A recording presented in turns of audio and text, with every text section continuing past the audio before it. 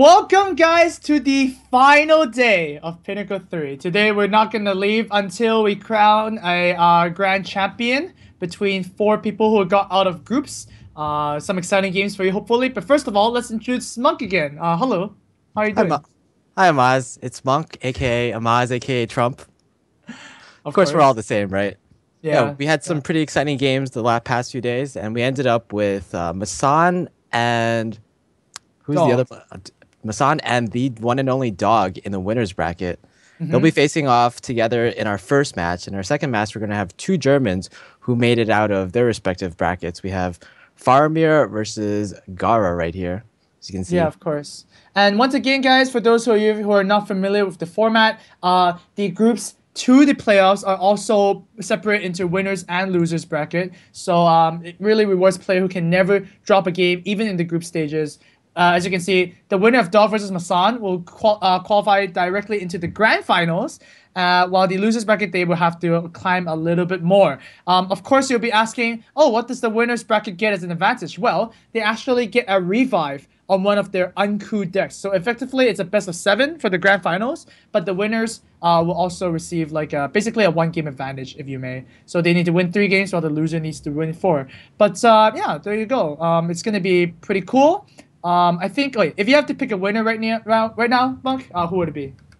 Well, just judging by the fact that the winners, the players from the winners bracket get such a huge advantage, I would have to lean towards either Dog and MASSAN. And between the two of those, I think Dog has had a bit more success. So I think the smart money would be on Dog at this moment. True, but then I think FARAMIR is actually showing to be pretty skilled throughout the games. I think he played really, really well. So I wouldn't be surprised if he ends up taking the whole thing as well. So yeah. So before we start the game, the games, I guess, we actually have a giveaway. Awesome. Okay, so guys, go to the Twitter right now, and if you can effectively guess which legendary card was the last played for each series, then yeah, and you get chosen randomly as well. You get a €35 gift card from G2A, and of course, because there's 4 games today, that means there are going to be 4 giveaways today as well. And of course, we'll go back to look at what your winners prediction are back from day 1 and award 3 more G2A gift cards. So once again, thank you so much G2A.com and Twitch for sponsoring this tournament. So yeah, I guess we'll just load up the games as soon as possible. Maybe we bring some bios up again from Dog and MASSAN. Man, just always forget those. Yeah, so if we can bring those up, that would be cool. If not, then there you go. Okay, go ahead and introduce the players, Monk, really fast because Dog, he's on Complexity Gaming, and I believe right now he's going to be, in a few days, he's going to be traveling to China, actually, to compete with Tempo Storm in the NEL League. So very exciting development for him. I hope he has a lot of success in the future.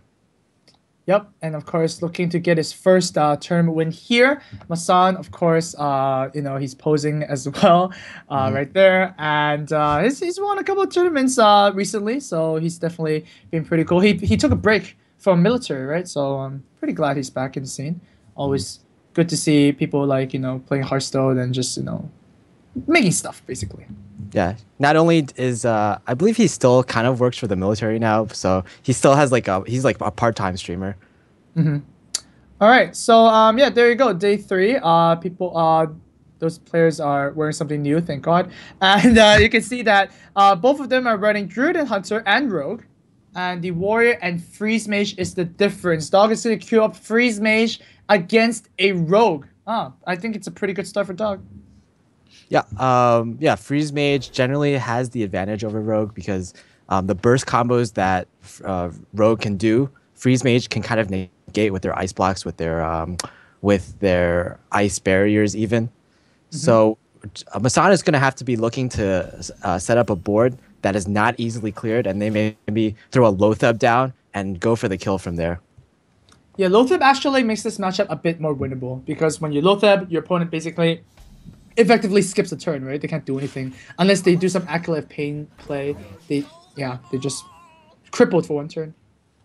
Yeah, it's interesting to note, like before when Miracle Rogue was so popular, everyone ran Lotheb, so Freeze Mage wasn't as common of a deck. But now that Miracle Rogue, especially the version with Auctioneer, is less popular, Lotheb is being used less and less, so Freeze Mage has had a chance to come back into the metagame.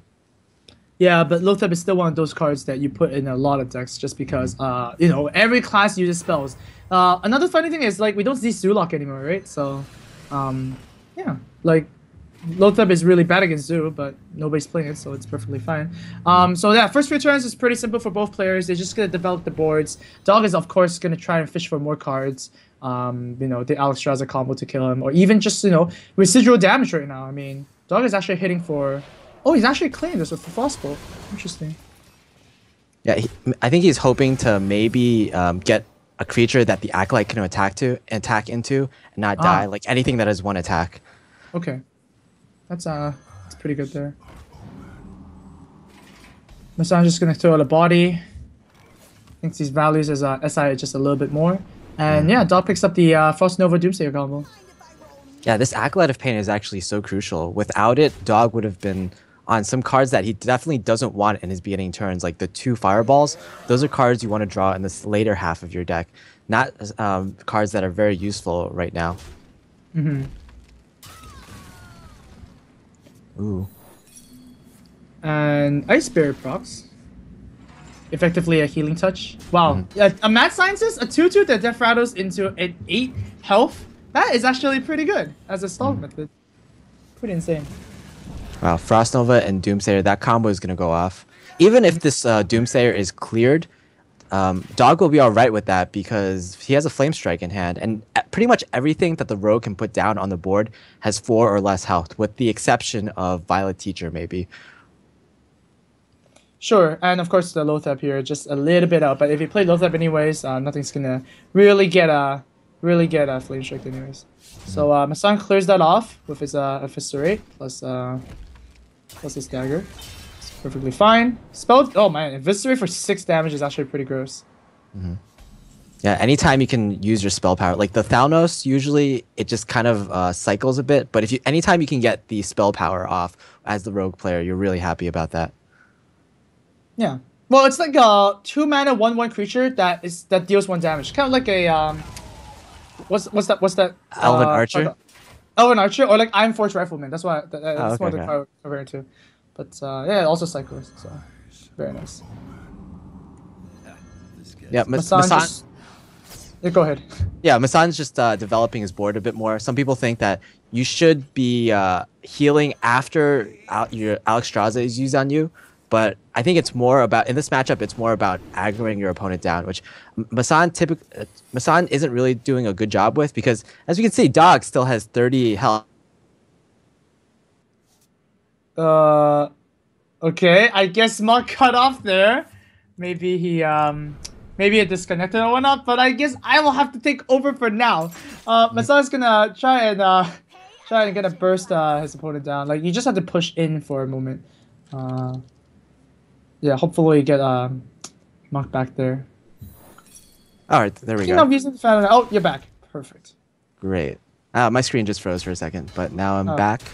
Okay, good. Oh, game's still going. No issues there. Well, I think finally for the first time in this game, Dog will be under 30 health. Yep. Seems like that. And yeah, Dog needs an answer, actually. I mean, he could Ice Block, but needs something else. Well, good thing he drew the other Frostbolt, right? Because, I mean, Mage X, the only problem is if you use your first Frostbolt, then the Ice Lances are pretty scary. You only have 1 more activator for it.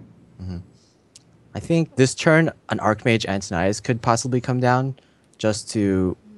Okay, so he might be going for the Fireball. The Archmage Antonius is also a play because... Okay, there we go. It's also a play because it's just another threat that the Freeze Mage puts on the board. In fact, it's one of the only threats that Freeze Mage has. So Massan will actually have to deal with this Antonius or go for the lethal. Massan can't lethal right now, so... Okay, Lothep is also a possibility. Alright, so do you actually trade for this Antonius, or do you just go for face? Because, like, you know, you just use a Lothep. The worst that can happen is Frost Nova and your opponent already used the 1. I feel like it might be too risky if you leave it alive. Oh, wow! Massan is going in. Oh, wow, this is pretty all in. Yep, it's do or die. Dog needs something like a Blizzard. Oh, I mean, next. Gauntlet, so... Yeah, you pretty much need a Frost Nova in this scenario. That's the only freeze spell in the game that can actually deal with a Loatheb. In fact, like some players, when they're playing Freeze Mage, they save their Frost Novas as long as possible for situations exactly like this, for when Loatheb comes down. Interesting.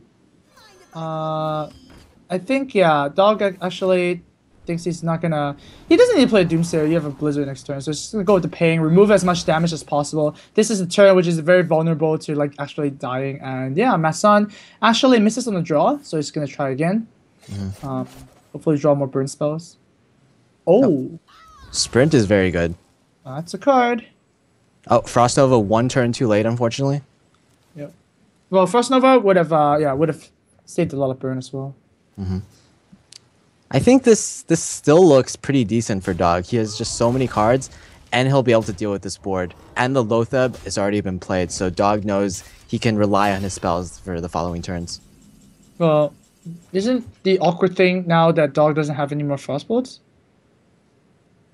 He doesn't have any more Frostbolts, but he has so many Fireballs. He might just be able to rely on that if MASSAN can't put on any more pressure. But we can see, like, there's 2 Deadly Poisons in MASSAN's hand, and if he draws something like a Tinker's Sharpsword, he might be able to break the Ice Block in the next turn.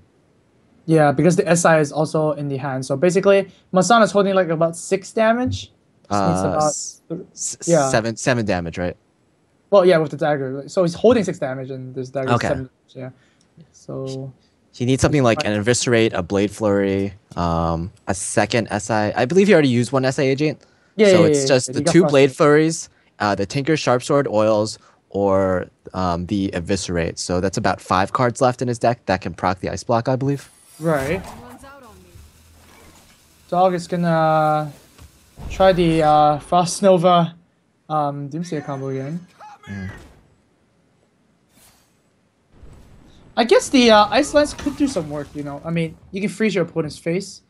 But still, that's not going to be a game-winning move. I can't see Dog winning in, like, 3 turns even. Like, Alex draws up plus, like, double Fireball maybe. This is not going to work.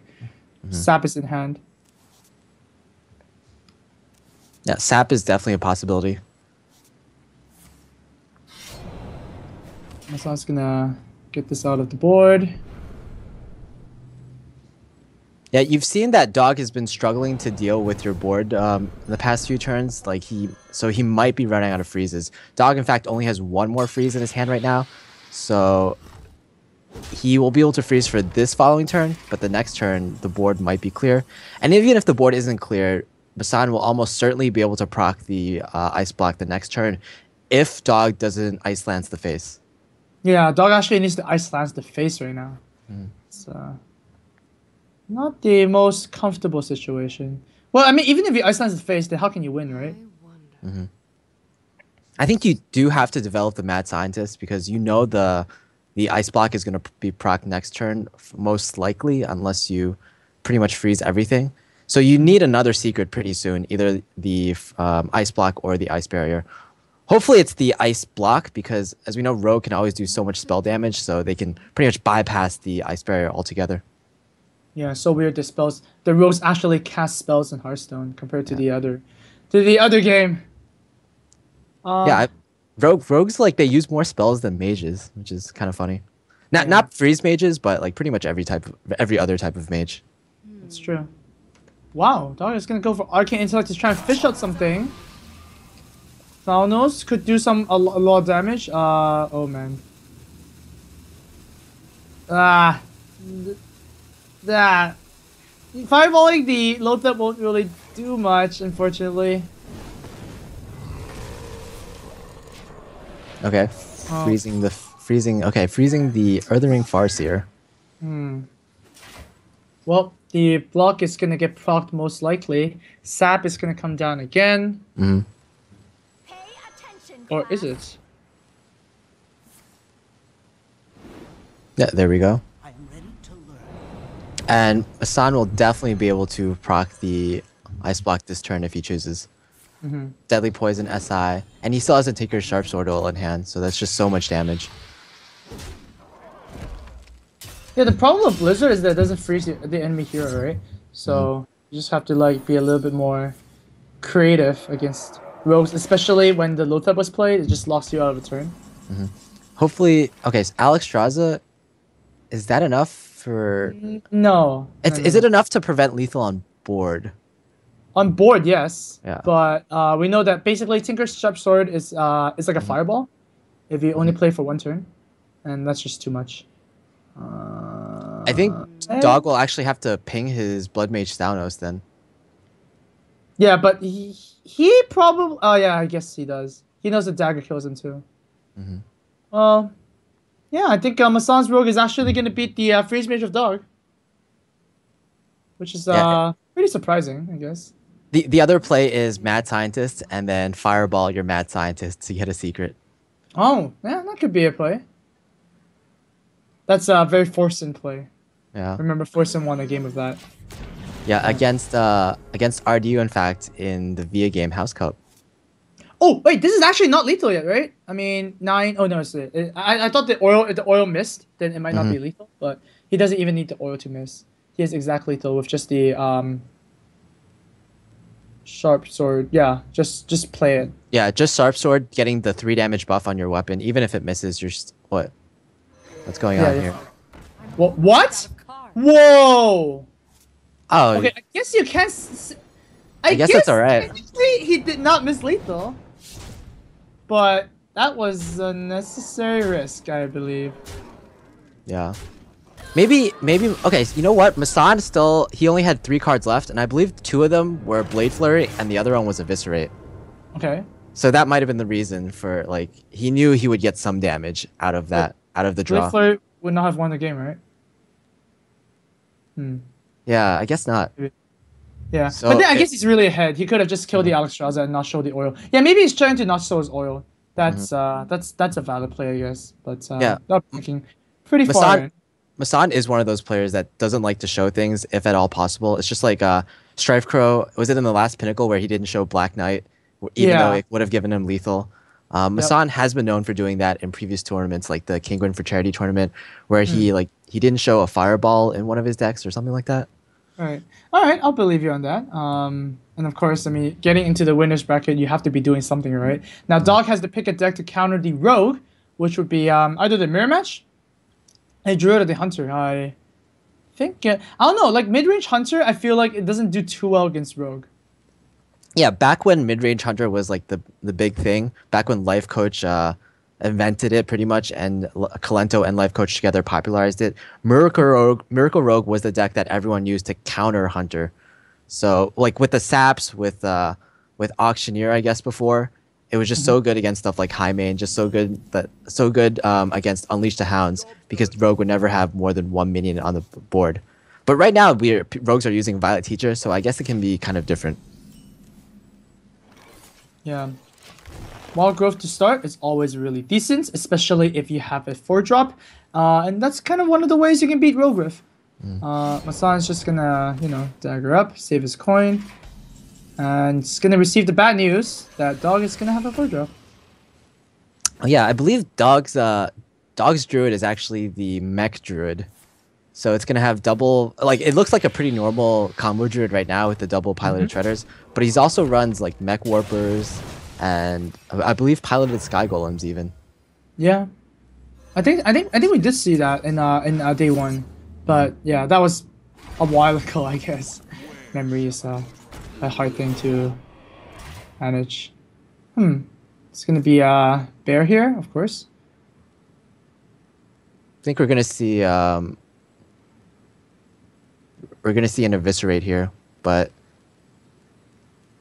Eviscerate and Farseer seems like a pretty good play. Apply more pressure on the board, and you're left with 2 3/3s. Man, but every time you use Prep on a card that's not a sprint, you don't feel as good about it. So, yeah, Massan feels like he wants to save it for another reason, and Farseer's gonna drop down here. I guess that's fair. Like, he values the Prep and Eviscerate more than the 3/3 body. Yeah, I mean 3/3 bodies. How valuable are they in a Druid matchup, anyways? Right? They just die to everything. 6 mana for Dog. You could just kill this off right now. Could have played the Shredder as well, but just keep your Rogue's board clean, right? I'm always super scared when your opponent even has a Thalnos. I just need to remove it off the board because an oil or whatnot is just gonna enable it to do crazy stuff. Yeah, keeping the board is so important against Rogue just because of that Tinker Sharp Sword Oil. In fact, like I believe after GVG, keeping the board clear overall has become more important. With cards like Goblin Blast Mage, like you have to keep mechs off the board if you don't want to get blasted for 4 damage from a 4 mana creature that leaves a 5/4 body. Yep, one of the more insane cards in the set currently. Azure is gonna come down. Prep is probably an Eviscerate on the 5/5. And yeah, that's a better prep Eviscerate for sure. Yeah, getting 5 damage off of it instead of 3 damage. Very nice. There it is, the Pilot Sky Golem. Yeah, here's another trouble of like Druid playing big creatures, right? You're always afraid of Sap. Playing Sylvanas against the Rogue, you never feel good about it. Yeah, we were talking about how before Sap was used to counter Savannah High Mains. Well, the Pilot Sky Golem is just like a mini Savannah High Main, so if it counters High Mains, it probably is going to counter Pilot Sky Golems as well. Oh, yeah, another draw from MASSAN. And there's the card. That's a good one. Now, no, it just feels like he wants to stab and push in for some more damage, which is reasonable. Yeah, with the board that you have now, it's just so threatening. A 5 attack creature and a 4 attack creature. Sapping for tempo seems pretty good right now. Ooh, now that's a card you want to see. Spellpower Swipe. Azure Drake Swipe. MASSAN just clenched his teeth there, going, ugh, that happened. I think Sprint's probably going to go down. Yeah, Not many other... What, are you scared of the combo? I think MASSAN is... I guess MASSAN is scared of the combo. It's just like, I don't want you to win immediately. My read is that you have it, but Dog doesn't really have it. And because MASSAN already used the Sap, I think Dog feels pretty comfortable just throwing the 6 out there. Yeah, that's the... I guess that's the safer play, but it's one of those situations where I don't think you can play around combo all the time because the board is just going to keep getting bigger and bigger. Druid has so many cards in his hand already. That's true. MASSAN is starting to fall behind. He might get something cool from his sprint. Yep. That is a big word. Oh, okay. He's gonna go for this instead. Draw some more cards. Probably gonna kill the Sky Golem if he doesn't draw anything good. That's not too good. Yeah, nothing... You can't really use any of the cards in your hand right now. They're all too much mana, or like the Blade Flurry doesn't do anything to affect this board, really. Right. So now it's the awkward situation where you played around combo last turn, and you're not playing around combo this turn. So that means, yeah, one of those choices had to be not as efficient, right? Like if last turn you sprinted instead, things might have been a bit different. But wow, double Savage Roar is 2 fireballs. 10 plus 2 fireballs is 22 plus the hero power. And Dog is going to take this one. Yeah, even though Dog didn't have the combo, he had 2 parts of one set of the combo. So there we go. That's enough with 2 minions on board. Yeah. Two parts of different pies is still like a very good dessert, right? So yeah. Dog's gonna take this one, and it's evened up. And I think this series is very important to win because not only do you advance directly to the grand finals, you also get a 1-game advantage. So yeah, stakes are kind of high. Both players still have the coup option. So for example, if MASSAN queues the warrior right now, then yeah, Dog has. Oh, actually no, wait, no. Dog is playing the druid. So if MASSAN queues the hunter, then we might see a coup. That's better. Yeah. If Dog is able to coup the hunter, then we'll have Druid and Warrior left, and Druid versus Druid is a mirror matchup. Druid versus Druid is a mirror matchup. Druid versus Warrior, obviously very favored for the Druid. So if Dog coups the Hunter, we might actually see MASSAN couing Dog's Druid because he has no favorable decks against that Druid. Yeah, but then he has to match up the Druid versus Hunter, which is kind of harsh. But then Warrior is also kind of pretty good against Hunter and Rogue. So I think both players have somewhat of a good matchups. They have, of course, only 1 coup, so they can only go with 1 strategy. So I'm gonna see what they decide to do. But I'm pretty sure that MASSAN is just gonna queue up the Hunter here. Yeah, Hunter is like the pretty obvious choice. It's the only deck that's favored against Dog's Druid, I believe. Yep. Seems like that MASSAN is just thinking a little bit harder here, and yep, just decided to go with that. I mean, those opposite 3 attack 2 durability weapons can only be one thing, I guess, huh? Now, Dog in his deck, he actually runs, I believe, 4 3-drops, the 2 Tinkertown Technicians and the 2 Spider Tanks. It's really kind of a deviation from the norm, where we pretty much see like a BGH, a Mind Control Tech, and a Shade in most standard Druid decks. It's like those kind of really different 3-drops. Well, I mean, Dog's Mech Druid is a bit more... it's less responsive, right? Because the normal Druid decks only have Shade you can drop on 3. And you just have to wait for MC Tech or like BGH to get the most value out of those. Have you seen Wild Growth in Dog's deck, actually? Because of course. He does have it? Okay. He drew it last turn, yeah. Okay. Last game, yeah. Okay, so in Dog's deck, he has 3 cards that really cheat. The Wild Growth, the Innervate, and the Mech Warpers. So I guess that's a pretty good deck. Ooh, and Leok is not what you want to see here. Well, better than Huffer, I guess, but... Misha is always the best one. Yeah, I guess when you're in this mid-range deck, Misha, you just want the... Oh, speaking of Misha. But yeah, Misha is just the one that has the best body, and that's what you want in a mid-range deck. Not the best body right now for Swipe, though. Dog is going to clear the board with a very nice Swipe. Yeah, there we go. But Dog will probably have to use the Swipe for a lot of other cards in MASSAN's deck. We have the Dog of Boom, of course, and there's always the Unleash the Hound, so... MASSAN has seen 1 swipe already, so he might be assuming that there's no more swipes coming from Dog in the upcoming turns. But, oh my god, look at that. Innervate into Sneeds. That's a very, very nice one. And MASSAN didn't lose a turn. Oh my god, just drew the Shredder. That's just sad. Like, you just hate missing out turns when you're playing Hunter. Yeah, I believe Innervate into... Oh, wow. Oh! Keeper. Reversing switch, maybe? No. Oh, just gonna go in the face. Yeah. He said the Innervate combo. Oh, yeah. That's a good point. Oh, no. He just plays it. Okay. Wow, that's actually a lot of damage. Yeah. Oh, I think MASSAN is dead. Yeah, instead of playing safe, Dog is just gonna, go for that combo. 7 mana combo sounds pretty good. Oh, Coder's gonna say Stomp and... wait, no, MASSAN is just dead. Wow. Well, okay. That kind of sucks. Druid things, I guess, right? MASSAN's gonna be... the tilt your head back and laugh is the only thing he can do right now. Yep. Well, I love MASSAN's attitude, though. Like, even though he lost that game to what other people would call, like, bullshit, I guess. MASSAN's like, okay, I can deal with it. I can deal with that. Well, Dog was pretty happy too. He also smiled. Like, 2 people smiling, if not for the same reason. Oh man, that just kind of sucks. And hey, wait. Didn't we say Dog was gonna ban up MASSAN's Hunter?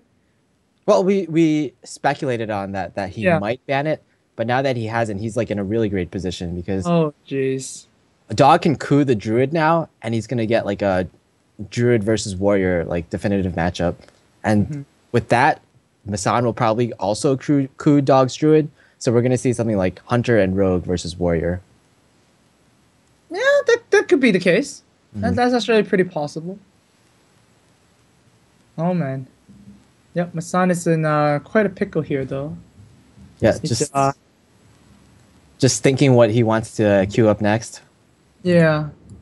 I think it's always super interesting when players don't use the coup like as soon as the first game starts. Like there's just so many dynamics. Whoa! Okay, are you gonna be tempted if your Dog to keep this? To play this?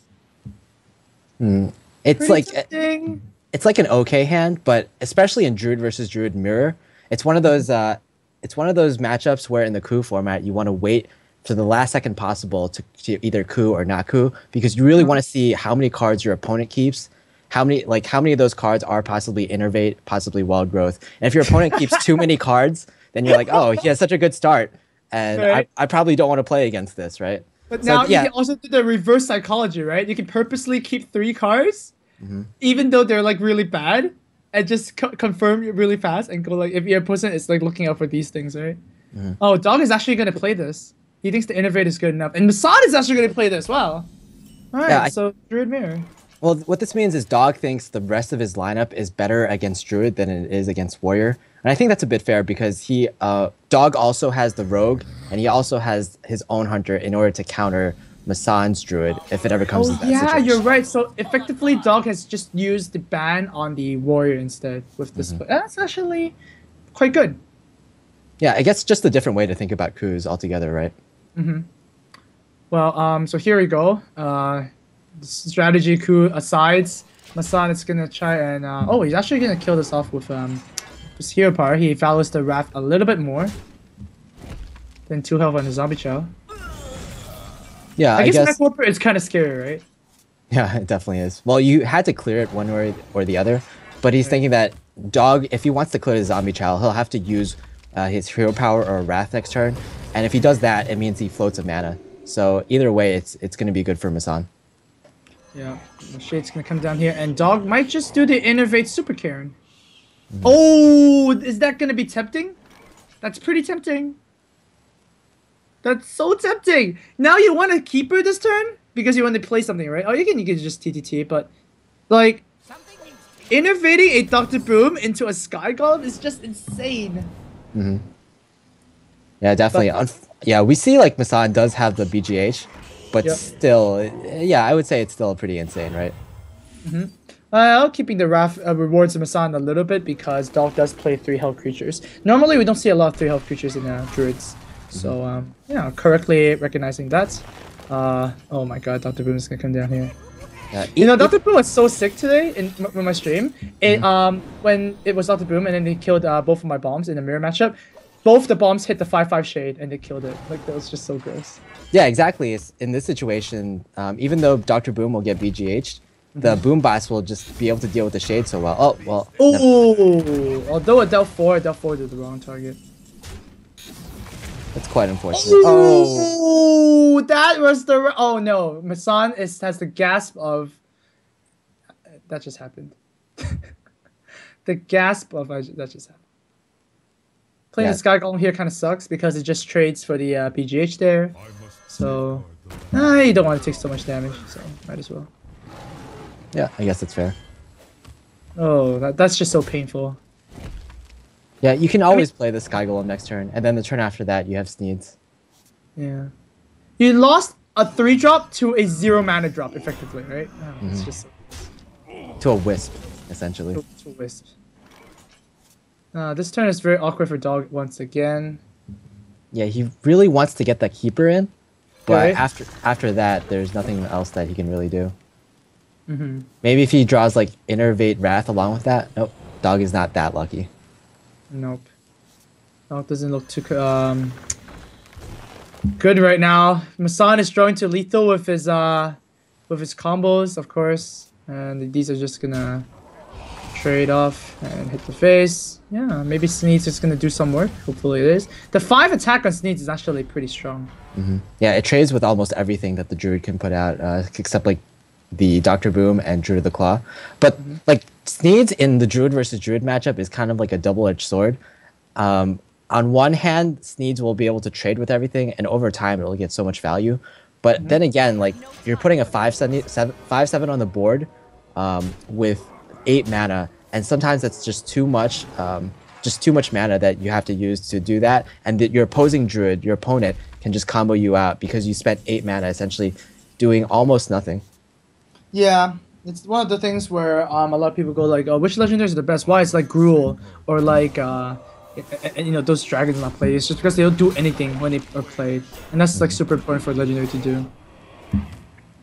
All right, not quite the combo just yet. MASSAN can fish with the Edric, but no, just it's gonna silence that as well. So no legendary is gonna pop up, guys. That's unfortunate, and it seems like the trade is not that good. Would you? I mean, the silence kind of came a bit early, right? I mean, MASSAN could have considered maybe even using scenarios. But I guess you're also afraid of the opponent's combo. You're also afraid of like, I think if MASSAN saw Kit Kat's match against Tice, he knows that like Sneasel Shredder could just like win the game alone if like Kel'Thuzad pops out, right? Or if like Yeah, that's true. Rom pops out. MASSAN also has seen in his own Sneasel Shredder on stream, a Grom popped out, and he also had a Grom in hand, so he did like 20 damage in a single turn. Oh my god. Alright, well, Dog has a spell power swipe, but it's not clean. Not at all. I mean, maybe just a single swipe is good enough. Single swipe on the Ancient of Lore. Kill off the bear. And just drop something like a Sky Column. Yeah, it seems pretty good. I guess that deals with the board mostly. I mean, the spell power sword doesn't really do much, right? It kills an ooze. Yeah, it just kills the ooze, which you can kind of do with your hero power anyway. The problem with Pilot Sky Golem is that you leave still quite a few minions on the board. You leave the slime and you leave the Keeper of the Grove, so you're kind of scared of combo. Whereas if you played the Druid of the Claw, it'd be less. I believe that would let him survive. Ding ding ding ding ding. Yeah. There you go, MASSAN. Well, MASSAN takes it. Yeah, as we're just talking about the combo, there it is. Yep. Well, remember how we analyzed the situation where all of Dog's decks are actually good against the Druid? Yeah, I guess might work out for Dog, but once again, both players have not used the coup just yet. Yeah, and Dog. Well, MASSAN's at least on the board right now, so Dog will be able to play either Hunter or Rogue. So MASSAN can actually coup the Hunter, and it'll essentially will get down to Druid versus Rogue as the final deciding match. Yep. Because Dog is not going to coup the Druid on Rogue to face against the Warrior. That's kind of silly. So yeah, I think that's going to be the final matchup. It's good analysis there. And guys, once again, if you want to join the giveaway, make sure you head on to Twitter and guess the legendary card. This is the final series for sure, right? So yeah. I believe the final legendary so far is Dr. Boom, actually, from played by Dog. No. It's either Sylvanas or Sneeds, right? Oh yeah, you're right. So it's it was yeah, Sylvanas was played after in reaction to Sneeds. Yep. So far Sylvanas is winning. All right. something fun to keep track of. Why not? And but yeah, for these guys though, guaranteed $1,500 for second place. So this is a pretty important match for them. You mean for top 3? Oh, if they advance. Yeah. All right. So it's once again going to be the coup mind games. I believe like MASSAN probably wants to play this matchup rather than play Druid against Hunter. So this might be one of those games or one of those series where no one ever coups and it goes to the final match. Maybe. I mean, do you like Dog Star? Dog actually. Wait, Dog confirmed already? Oh wow. Oh wait, no. Dog. No. Dog queued the Rogue. I get it. Okay. Oh, so yeah, nobody used the coup. It's interesting, but then it doesn't mean that the coup has nothing, right? Oh. Wait. Final second. Okay. Never mind. I guess MASSAN doesn't like the what? Whoa! MASSAN wants to play against a Hunter? Okay, that's just that. I don't know. What do you think? I think maybe he saw his hand and he looked at it. He's like, oh, this hand is just basically unplayable. So I might as well take a worse matchup with a possibly better hand.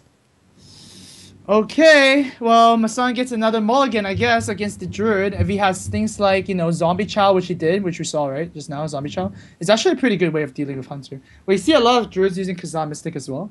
And, yeah, that's absolutely very, very good card against Mech Mage and Hunter. Also against Freeze Mage. Yeah, Mech Mage, Freeze Mage, various Hunters, like the Face Hunter we saw from... who brought a Face Hunter to this tournament? Was it Kalento or... No.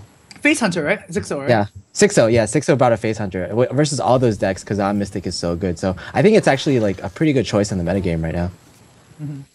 Well, look at that. Dog has a pretty good curve, but hey, MASSAN has a pretty wicked curve too with the Innervate.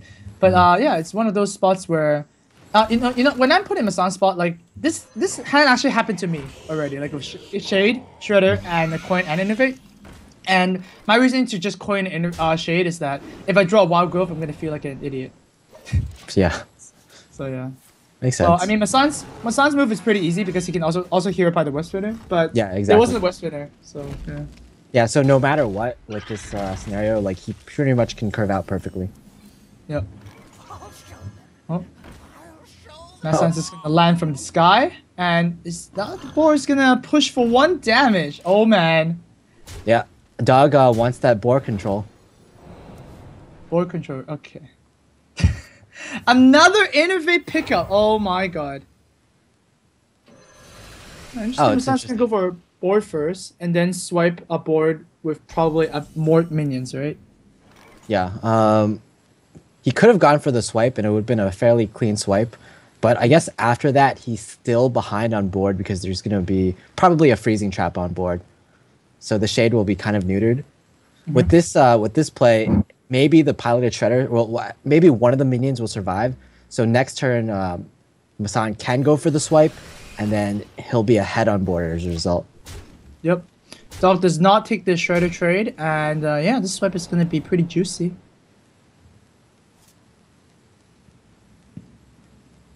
Pretty juicy indeed. You pop the Shredder afterwards? Yeah, you swipe first, and then you kill whatever comes out, most likely. Well, Massan's hoping for low. Oh, that's normal. That's pretty good. Yeah, with this play, Dog actually didn't proc the Mad Scientist, so no trap came on the field. So now he has 2 minions on the field, and he can choose what to get freezing trap next turn. Well, no, he can't choose MASSAN because the bow is going to deny that. Dog didn't even see his what he drew, so just like, whoa! Whoa! It's a snake trap!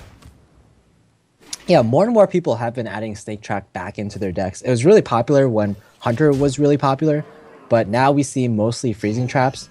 But I guess the snake trap kind of makes sense if you're running Knife Jugglers, if you're running like the Houndmaster. Those are cards that all like combo very well with snake trap, right?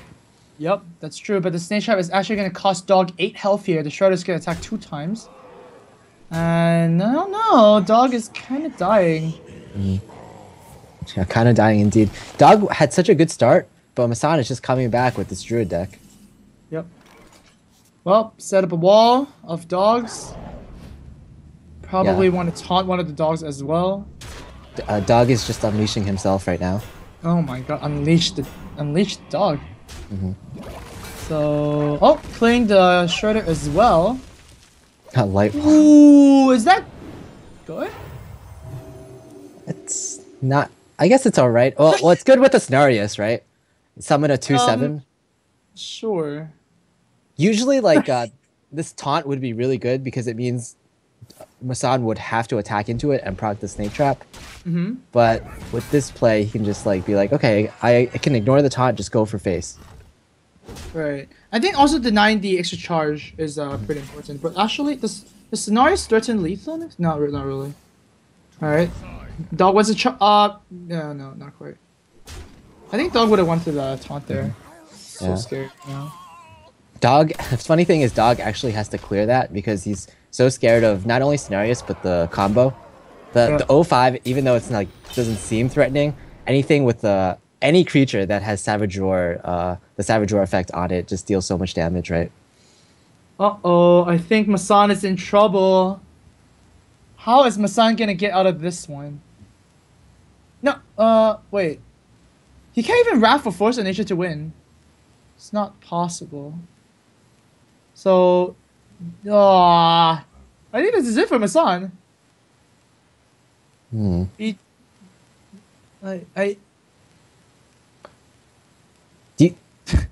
I think it might have been a mistake to not attack with the Shade last turn, because if you attack last turn, you would get more damage in, so you would have more possibilities as lethal on this turn.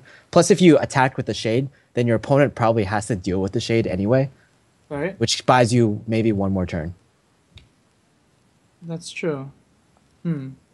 Oh man, MASSAN, you have to draw because the current configuration of cards can't win you the game, I believe. Yeah, Current configuration can't win. Even if it's not as experience, it did. So you need to draw. Yeah, you need to draw into like maybe a swipe. Rafting's so slow. Is that a win? No, it's not. Oh no. It's not a win, but I believe he doesn't die now. That's actually a good draw. No, It's Wait. Oh! Dog is 1 damage off of lethal. He needs 1 damage and go. Oh! Oh! No, wait, it can't do that. That's not it. Because if he tries to go for the juggle, then he won't be able to weave a hero power in. Oh no. Whoa. It's not it's not lethal. Wait, doesn't Dog run freezing trap as well? He probably runs it. Yeah,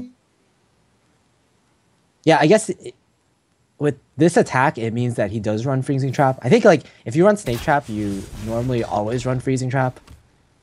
Yeah. So yeah, he can try to go for the freezing trap, but the thing is like force of nature still kills him no matter what, unless he clears the shade. I think the shade is going to be a clear though. I think so too. Because just force of nature kills him. Mm-hmm. Oh, but now it's over, right? I don't see a way MASSAN can get out of this one. Yeah, that's second high main, just too much pressure. Wait, can you BGH and heal yourself for dodging lethal? 2 that's plus 9. Nah. No, it's still too much. That's too much. I guess. Wait, you can Ancient of Lore into cards? Ancient of Lore into what though? Really, you have to deal with the high main at least somehow, right? I think that's it. All right. Well, I guess yeah, Dog takes it, and it's gonna advance to the grand finals. Wow, MASSAN. What I love about MASSAN is like he's always just like smiling all the time, no matter what happens to him. He's like, oh, I probably lost this series, whatever. I'm still happy-go-lucky.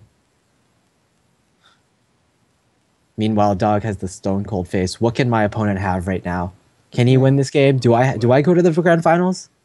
Dog is so serious. What well played. Oh, well played. Mm. Oh. Time waits for no one. Wouldn't it be like the most BM thing if MASSAN just like threw out a combo right now? He's like, oh, I just had this the entire time. Yeah, that would be pretty BM. All right. Well, that's it, guys. He's gonna go to Dog, and MASSAN's gonna drop to the losers bracket. Wow, very impressive. Dog might just take the whole thing here. Yeah, it would be Dog's, in fact, first tournament. He's actually had some pretty good results in other tournaments, but no tournament win yet right now. Yeah, not currently, but of course, for the MASSAN fans, he is not out. He drops to the losers bracket. We'll take a look at the brackets before we come back from the break. Let's see here. So MASSAN over there on the right side is gonna meet the winner of GAARA and FARAMIR. And guys, we have 3 games left for today, and each game will see 1 person eliminated. So 4 people, 3 games, and only 1 grand champion. We're also gonna search through the results and announce the winner of the first giveaway when we come back. So stay tuned, guys. More Pinnacle 3 after this.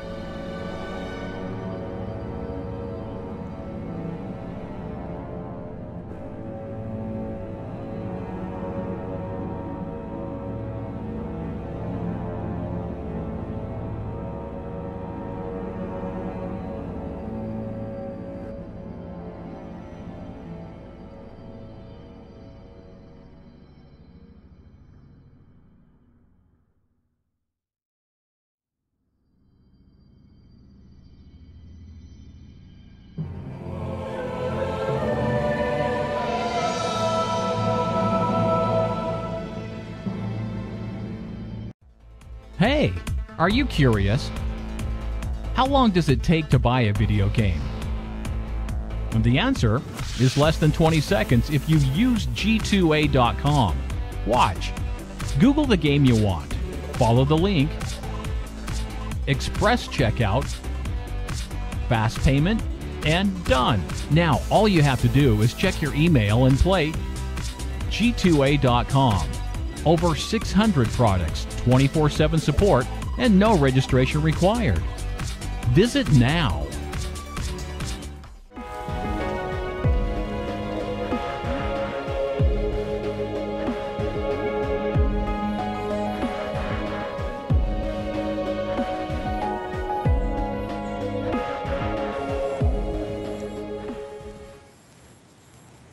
Welcome back, guys, from the break, and we just found out that, well, not found out, we kind of analyzed that there were no legendaries played in the last Smash. So the last legendaries played was actually Sylvanas, and the lucky random winner is at Dishiest. Congratulations. Remember to check your inbox after Pinnacle 3 has concluded for your $35 gift card on G2A.com. Of course, all your submissions right now are still live. So they're going to carry forward to the next game, which is between GAARA and FARAMIR. Yeah, GAARA and FARAMIR, it's like another battle between Germans. As we've mentioned multiple times before, there's actually 4 Germans in this tournament, right? And 2 of them, exactly 50% of them, have gotten into the top 4 right now. So unfortunately, after this, there'll only be 1 German, but he'll be able to carry his country's flag proud into the top 3. Yeah, that's right. It's funny because 50% of Germans came from the qualifiers as well. So it's like the 50% theory that I always say. Either it happens or it doesn't. So yeah, FARAMIR and GAARA. Who do you think has an edge? I think actually FARAMIR has been showing so much strength in the past few things. I'm just gonna go with FARAMIR, but GAARA is like one of my great buddies. So I'm secretly cheering for him as well. Yeah, well, I'm secretly cheering for both of them because they're both bringing Shaman, which is a deck we haven't seen much lately. I would have to say, like, they're also not only bringing Shaman, but they're also bringing like very unique versions of Shaman. FARAMIR has the reincarnate version of Shaman, whereas GAARA has like the piloted Sky Golem double anti-Keelbot version with 2 power maces. So kind of like a really high curving mech Shaman. And the bomb lobbers too, right? Oh, bomb lobbers, yeah. Yeah, it's gonna be interesting. And I think Shaman is also one of those classes where you don't want to ban out because like, yeah, you don't feel that good. But then when you really analyze your decks and you came kind of unprepared to face against this deck, then I guess you kind of have to use that coup on that. And if I bring a Shaman deck and people coup that deck, I think it's already victory achieved, right?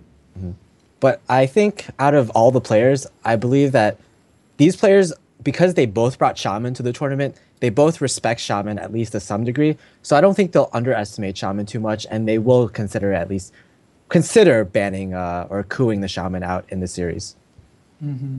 Well, Shaman Mirror is something I definitely look forward to, and that's GAARA, and this is, of course, FARAMIR. FARAMIR is currently not on Teams, so yeah, Teams, you might be looking to pick him up. He's doing pretty well currently. And yeah, I think he's also joining a lot more tournaments that are upcoming too, right? Yeah, he's going to be at the G Infinity tournament in England. He's going to be at the... he might qualify for the ESL tournament in Katowice. He's in the top 16 now and in top 8 qualify. So he's going to be attending a lot of LANs for if you ever want to sponsor him, right? Oh, yeah. All right, Mark. So let's see here. Both players are... Oh, it's just pretty much pretty even with the Paladin and the Mage being the only difference. It's also funny that they both bring Warrior. So if Shaman ever matches up with the Warrior, then it's going to be pretty good for the players bringing the Shaman. Yeah, both are... I'd say they're now... both are bringing 2 classes that are somewhat standard, but both are bringing 2 classes that are not very common. We have the Druid and Paladin from FARAMIR, and we had the Druid and Mage from GAARA. But besides that, they're bringing fairly unconventional decks, I'd say. Yep. So now, if I'm GAARA, I'm going to go like, oh, I love this hand. There's Harrison Jones. I'm going to play this. Yeah, Harrison Jones is like the one card that you want against against Paladin. He actually even keeps the swipe. And the ref. Yeah, so he wants to be able to deal with Knife Juggler. He wants to be able to deal with Muster for Battle, and he's less concerned about ramping up. But okay, he's not. Yeah, it's always nice to ramp up. Anyways.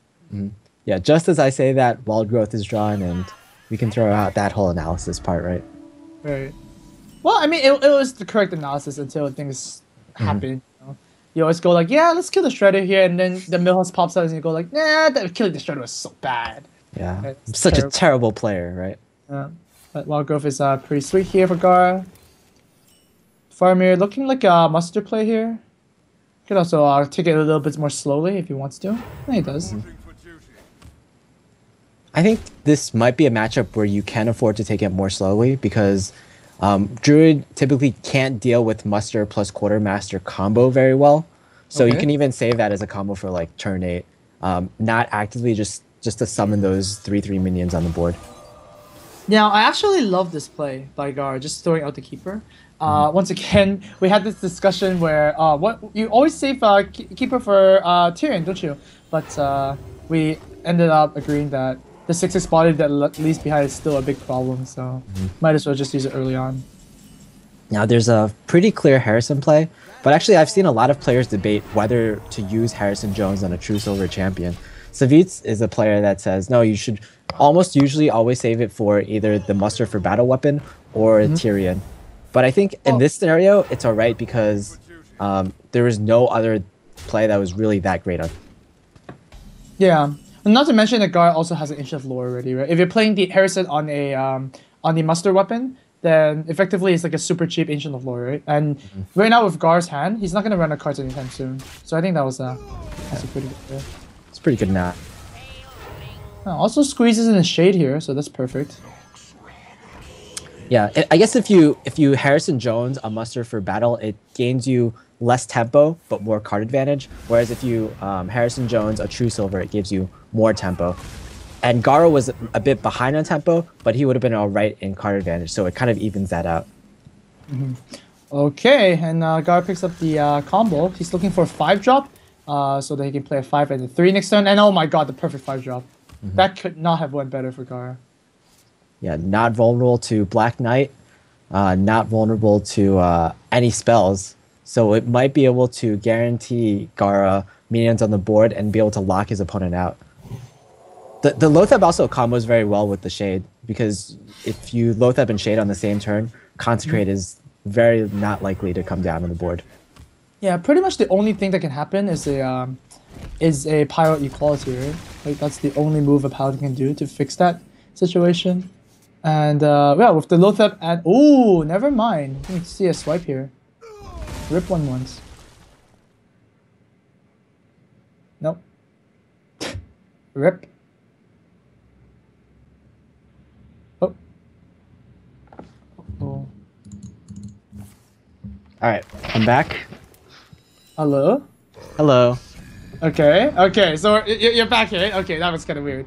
Well, we didn't really quite miss much. Oh, actually, that's interesting. GAARA actually innovated the Lothab. It's kind of weird. I wouldn't have expected that. I guess he just wants more minions on the board, but oh, well, if you're Lothabbed and you can't cast spells, why not just summon a minion? And why not summon the best minion? Dr. Boom it is. Alright.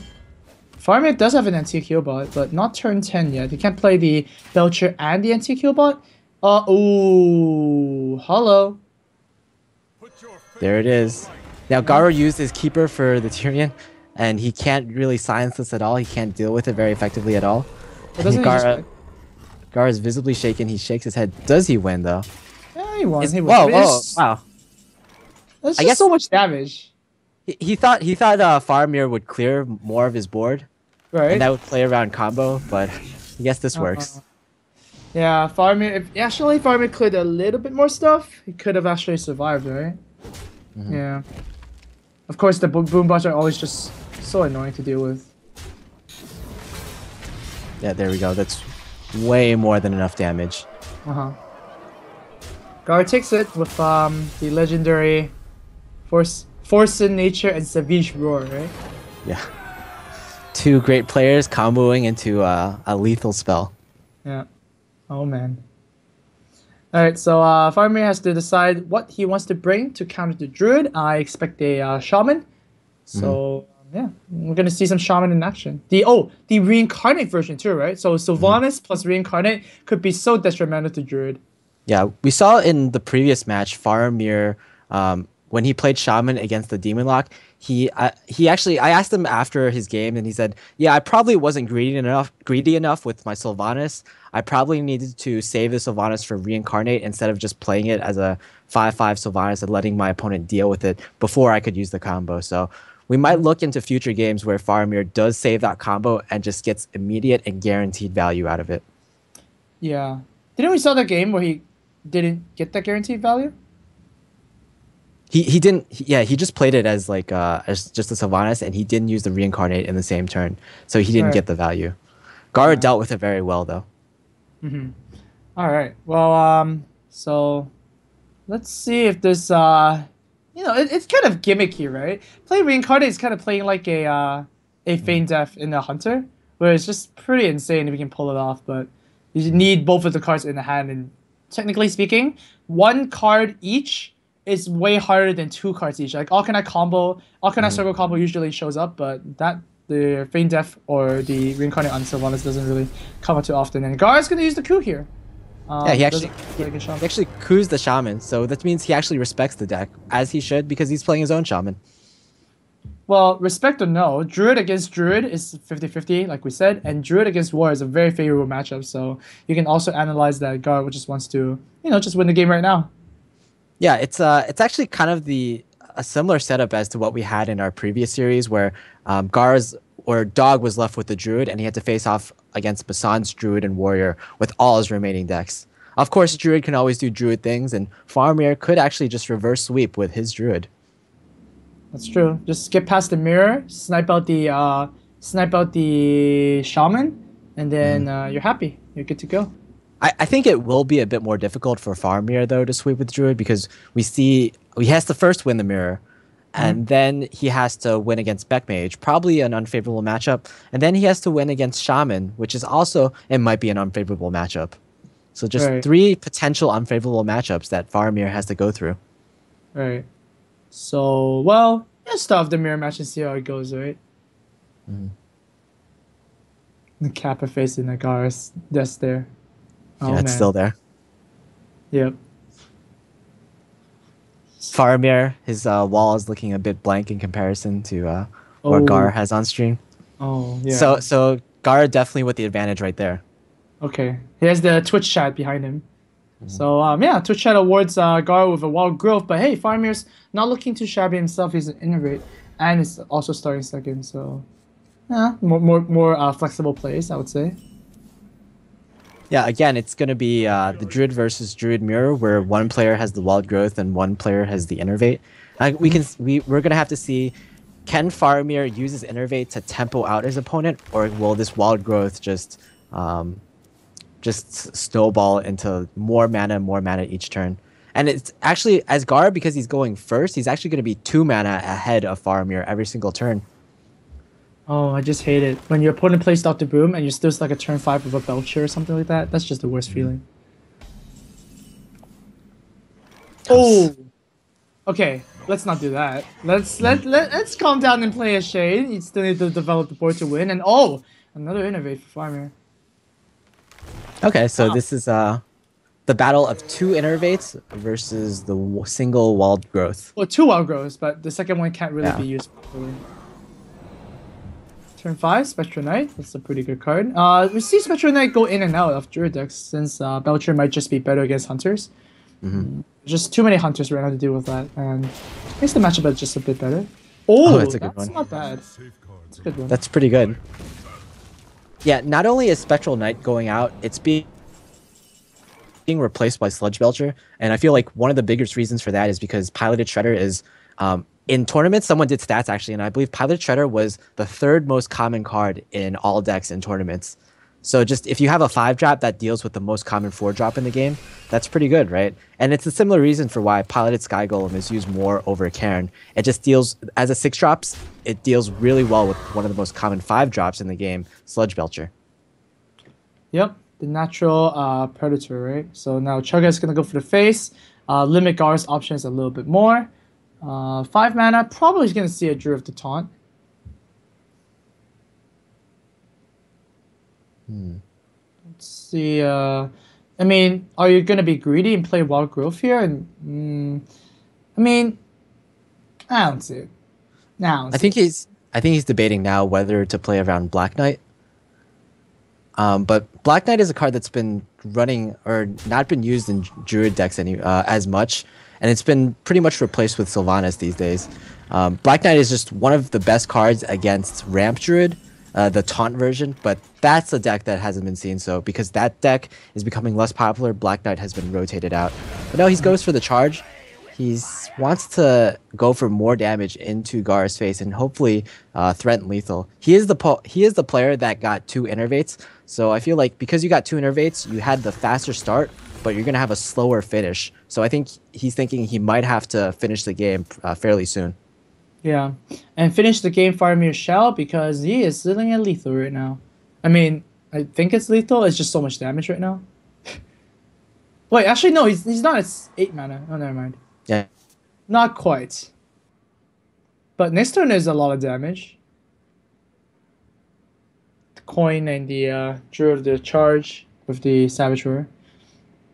But this turn might be a little bit of a... Whoa. Oh wait, actually does he have lethal? Oh, he does have lethal. What the heck are we saying? Oh man. Swipe does it, actually.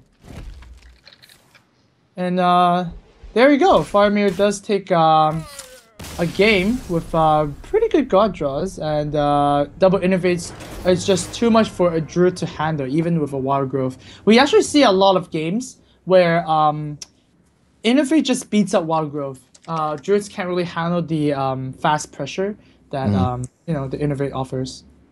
Yeah, but not only does the other druid player have to have innervate, but he has to have a very smooth curve. Innervate is really good when it's 2 aggressive decks going head to head, like 2 combo druids, for instance. So that might be the reason. If, like, for example, GAARA had the wild growth and you're playing taunt druid, I think it could have been a much different story. Yep.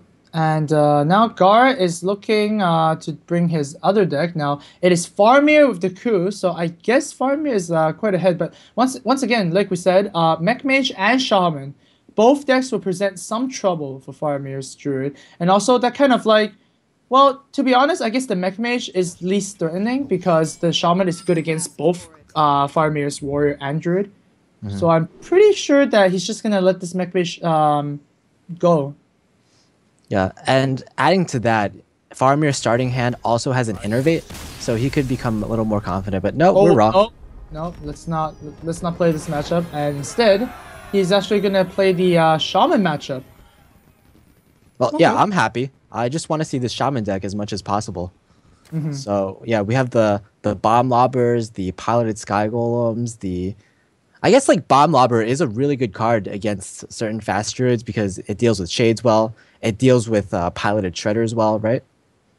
It doesn't deal with Piloted Shredder too well, right? Because the body still comes out. Like, it's just Belcher is definitely the main counter, but it's an option when you're pretty desperate. But yeah, shades is the main reason that the Bomb Lobbers are there. Yeah, and if GAARA ever he's able to bring the Shaman into the late game, he could just win off the fact that Piloted Sky Golem, well, speaking of Piloted Sky Golem, Piloted Sky Golem can just carry him like high mains typically carry Hunter against Druid. Right.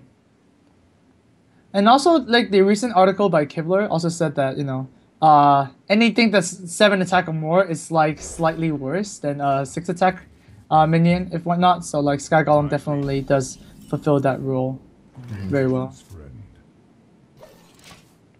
Yeah. Not too exciting hands for either player. We don't have the Haunted Creeper from GAARA. We don't have the Wild Growth from Faramir. So it's probably going to be like somewhat of a slow-paced game, relatively. Yeah. Relatively is the correct way to put it. But hey, there's an innervate. Let's speed things up, shall we? Okay, Faramir, he actually plays the Piloted Shredder over the Shade. I guess that's a smooth curve, but it does play into the Power Mace, which is a problem. Well, it's a problem only if the minion is bad, and oh, well, that's just a vanilla 2-3. We know that druids can't give their minions armor. That would be pretty gross. Yeah, Lightning Storm could do some work. Although the next turn of GAARA is looking pretty bad. Oh, Yeah, wow. perfect rolls. I like that. Yeah, what can GAARA do next turn, actually? I guess something like... He has to probably totem, and then that's pretty much it right now. Draw a mech. Nope. Not quite. Yeah, you really want to get the full value out of this this power mace, but without a mech, and the fact that there's a zombie chow on board, and you want to summon your totems, and you want to keep your totems, I think you just have to use it here. Yeah, that's too bad. Ooh. Well, Sylvanas could see some work later, but Ancient of Lore, I think, is definitely the play right now. Yep. Sylvanas just is dealt too easily with from the Shaman's perspective, and you want to get more value out of your cards right now, and you want more options in your hand for the next few turns. Yep, and just like you said, it Hex comes immediately through. And yeah, Bomb Lobber plus a Rock Biter might be able to clear this off really, really well. GAARA is going to probably play 5 health for a totem because of the Flame Tongue totem in his hand. Not going to value his health as much as just a body on the board. It's an interesting positioning, putting the Bomb Lobber on the right. I kind of feel like you probably want to put it on the left a bit more, just so you, like, when you summon more totems on your right, you can get more value out of this top totem. That could be, you can make a case for that, yeah. Okay, probably a Hex is going to come down. Just kill it off. Well, actually, you know what? This position is fine too. You want to keep the minions which are weaker in the middle, so that after they shift, the Flame Tongue will shift to the other side. So it's just like really strong. Yep, fair enough. Yep. Bomb Lobber plus a Rock Biter. Deals with that pretty well. Yeah. Bomb Lobber, you can use Bomb Lobber plus a Rock Biter or Bomb Lobber plus a Flame Tongue. The Rock Biter lets you get an additional totem in, so that might be an option. GAARA is like definitely weighing the two options right now, and he is going to go with the Rock Biter. This allows you to set up more totems, so you can get like even more Flame Tongue value in the future. Well, paying another 4 life for a totem. Wow, these totems are costing a lot of health. But hey, if you're gonna you're gonna use your health as a resource and just win the game, you might as well do that instead. Faramir picks up an Innervate, and Innervate is pretty bad. Forced to be using a Naked Harrison here, and that's just bad. It's pretty sad. You know what I've noticed is that GAARA's deck is a lot about putting minions on the board putting weak minions on the board that have effects, so he can get the most value possible out of Flame Tongue Totem. Well, the one thing that's back at the GAARA's mind, of course, is the combo. Doesn't want that to happen. He can also slot the Flame Tongue in the Bomb Lobber and the Gnomish Inventor there, just to have a very, very good clear. Can keep one of his choice. And then, yeah, your choice of maybe Totem plus a 5-drop. Both 5-drops are looking fine. I think Lotheb is just a bit better to make the Wild Growth like super expensive. Yeah, I'm not sure if GAARA is actually thinking about that, but it does make the Wild Growth pretty much unplayable. Faramir is definitely not happy to see that Lotheb coming down. Wild Growth, turn 10, it's what you want to play, but a 7 mana Wild Growth, not really, right? No, you still have to cast the 0 mana afterwards. So it's like a 12 mana draw card. That's pretty sad. I don't think I would like to play 12 mana draw a card. That seems pretty bad. Well, actually, you can just Wild Growth here and just play it next turn. Play the... Oh my god. The excess mana costs 5 mana. Yeah, Faramir kind of like... I saw kind of like a facepalm right there. He's like, oh, Yeah, I had to play this as a 7 mana card. 7 mana do nothing, basically. 7 mana do nothing. Well, 7 mana buy 2 mana next turn. That's still pretty bad. Alright, GAARA's gonna choose to drop the Antique here. I guess he knows that the only way he's gonna lose this match is for a super combo, and that brings him out of range of that. Ooh. Scenarios might... Nah, it's not that good. Just the Flame Tongue is so strong. I think what Faramir needs to draw is like a swipe here. Yeah, And he goes definitely needs exactly for swipe. that. It's not a swipe. He needs to charge his Druid of the Claw right now. No, it doesn't. Wow, really? I'm just surprised too. I would have charged that. But oh no, Yeah. if he charges that, he's dead, right? Ah, he's dead Yeah. anyways? Ah, he's Yeah, just dead. he might have been just dead either way. But like, if because he taunted it, he doesn't get rid of the Flame Tongue, and the Flame Tongue just represents too much damage. Yeah, the way it shifts is one of the best 2-drops in the game. And GAARA picks up a win with the Shaman, and it's gonna be Shaman versus Warrior. Oh man, GAARA is sitting pretty. If you ask most players who's advantaged in this matchup, they'll probably say Shaman. But if you ask Kit Kats who's advantaged, he'll be like, no. Like, Warrior beats Shaman like almost all the time. He's just so confident with it. Really, but Kikis lies half the time. Oh, 50% of the time? 50% of the time. He lies all the time. Yeah. So, I don't know. I think I'm placing my bet on GAARA here just for the classes. Man, Faramir is 1 game away from exiting this tournament. Although, if he, the person who just dropped out of this series does receive a 4th place finish, $250. Not too bad for 2 days of games when you're just playing Hearthstone, right? So, it's pretty good. Yeah, one advantage that GAARA does have in this matchup, besides the fact that it's Shaman versus Warrior, is that he's running Piloted Sky Golems and he's running Neptulon. I think both those cards are just really great in this matchup where it's probably going to go mostly sometimes into fatigue, and it's probably going to go very slow. The Warrior's going to have a lot of trouble dealing with Neptulon, dealing with all those Murlocs, dealing with the Piloted Sky Golem. Whoa, did you see that? GAARA just kept all his hand. He just likes the Valor creatures. The Gnomish replaces itself, Sky Golem and Fire Elemental, one of the best drops in the weapon, of course. So yeah, he just kept the whole hand. I think that is a very good choice. Yeah, one way you can win in this matchup is if you get like an early Feral Spirits and then put a Flame Tongue behind it.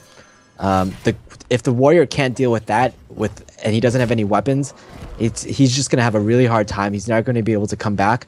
But GAARA actually isn't running Feral Spirits, and his game plan, instead of going for more of these tempo plays, he wants to be able to get late game creatures which his opponent can't deal with. But of course, who are you kidding, right? It's a Warrior. They always have Fire War Axe. So yeah, Feral Spirits, not the best game plan ever. Wow, Gnomish actually dodges the axe, which is quite important actually. But we can see that if GAARA doesn't use up his weapon right now, which, I mean, why would he? Faramir has a very good Harrison next turn. Yeah, too bad no mechs on GAARA's side of the board. I mean, even the anti-Q bots are mechs. So there are actually quite a few targets in GAARA's deck, even though he's not running those 2 and 3 drops for mechs. Yeah, I think he might be running Harvest Golem. Harvest Golem? Yeah, maybe. That's a card you might run. And actually, Bomb Lobber clears this Harrison really, really cleanly. Yeah, perfectly. It's one of the best Bomb Lobbers you can get, actually. I think Bomb Lobber is in there because Azure Drake has become more popular, but clearing out a Harrison, that's pretty much just as good. Right. And I'm pretty much gonna see either a Coin Doctor Boom or a Sky Golem here. You could go for the Fire Elemental as well. Get a clean kill on the shielded Really? shield mate. Well, the Fire Elemental is not really clean, right? Because you kill off your own Gnomish. I'd rather like have your opponent kill the Gnomish themselves and play Fire Elemental next turn. Yeah, you never want to do smash like that. And yeah, this is also fair because your opponent, if you went for the Fire Elemental play, you actually give your opponent a clean Shield Slam. He would have had 5 armor and just 1 mana Shield Slam. Okay, 5 Fire Elemental. yeah, never do your opponent's moves for them because they can just do something else, right?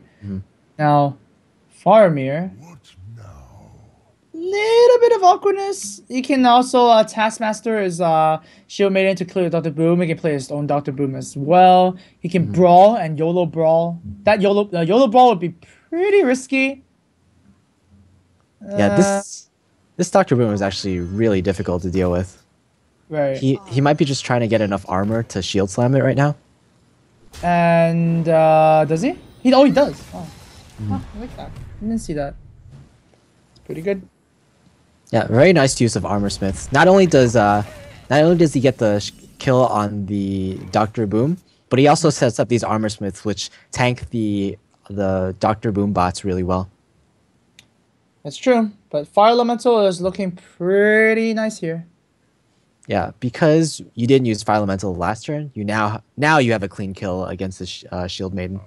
And we kind of predicted that would happen too, right? So it's pretty good. But now here's the question: do you sacrifice the Boombots first? Yeah, how lucky does GAARA feel? Is essentially the question that's asked upon him. Play the lottery, the Hearthstone lottery, where every time you hit something like a 4 on a creature, you can hear Ben Brode's distant laugh. You know. Ha ha ha ha ha. I don't do a very good Ben Brode impression. Yeah. Unfortunately. Okay. You saved yourself there. Oh wow, going with the Flame Tongue Totem instead. Gonna snipe off the Shield Maiden, and now we'll see a 4 here. And ooh, into the face it goes. That's not it. I think you have to kill one of the. Yeah, you have to hit a armor smith right now, because if you don't, the Flame Tongue will probably die next turn anyway. So you won't get as much value of the Flame Tongue as you want. Oh no! 1 and a 1. No laugh today, guys. You know what's funny? Before this Cruel Taskmaster draw, because both armor smiths were left with 1 HP. If either of them died, basically FARAMIR wouldn't have been able to deal with this Flame Tongue. Yeah. But hey, this is still very annoying, right? 2 armor smiths hiding behind a taunt. FARAMIR is gonna gain a lot of health. Yeah, this board almost looks a reverse of what it normally does. Like, it's usually the Shaman that has a lot of weak minions, plus like maybe a Sludge Belcher, and the Warrior that has like 1 or 2 minions that his opponent has to deal with. No Lightning Storm in GAARA's hand also is a pretty big blunder. Yeah, blunder indeed. How could you, GAARA? Just play some Death Rattle minions there, and FARAMIR is looking to gain 1 million armor right now. Well, there's 2. Now, I guess you want to Taskmaster your own Taskmaster first, and then trade with the Sky Golem. Oh no, he's gonna do this instead. That's kind of weird. Maybe he's thinking that if something threatening comes out of the Sky Golem, he won't be able to deal with it anyway. So at least for now, he wants to keep the Sky Golem intact. Plus, the Sky Golem might just trade with the. Oh wow. Ooh, I like that, but I think it's also scary, right? Oh man. Okay, so do you commit more minions to the board so the Boombots have an extra chance of not killing a Sky Golem? Well, yeah. Yeah. How I think it depends how valuable you think your other minions are. There's just a lot of possible trades going on right now. You could just trade your Sky Golem in right now. Like, oh man, this can be so gross. Boombots. I like the Gnomish Inventor play though, because it has a lot of HP, but it's for the value that you put it. It's 4 mana. It has a lot of HP. It can tank a lot of hits, but it's not. Oh, that is terrible! Oh man, sorry to interrupt you there, but the Spider died, and the Belcher rode low as well. Oh, just the worst of both worlds right now. Yeah, damn. So yeah, I mean, he did commit the Gnomish to try and soak the bomb, but Gnomish Inventors do not like to catch bombs. They just don't. Now the last legendary play right now is the Ragnaros.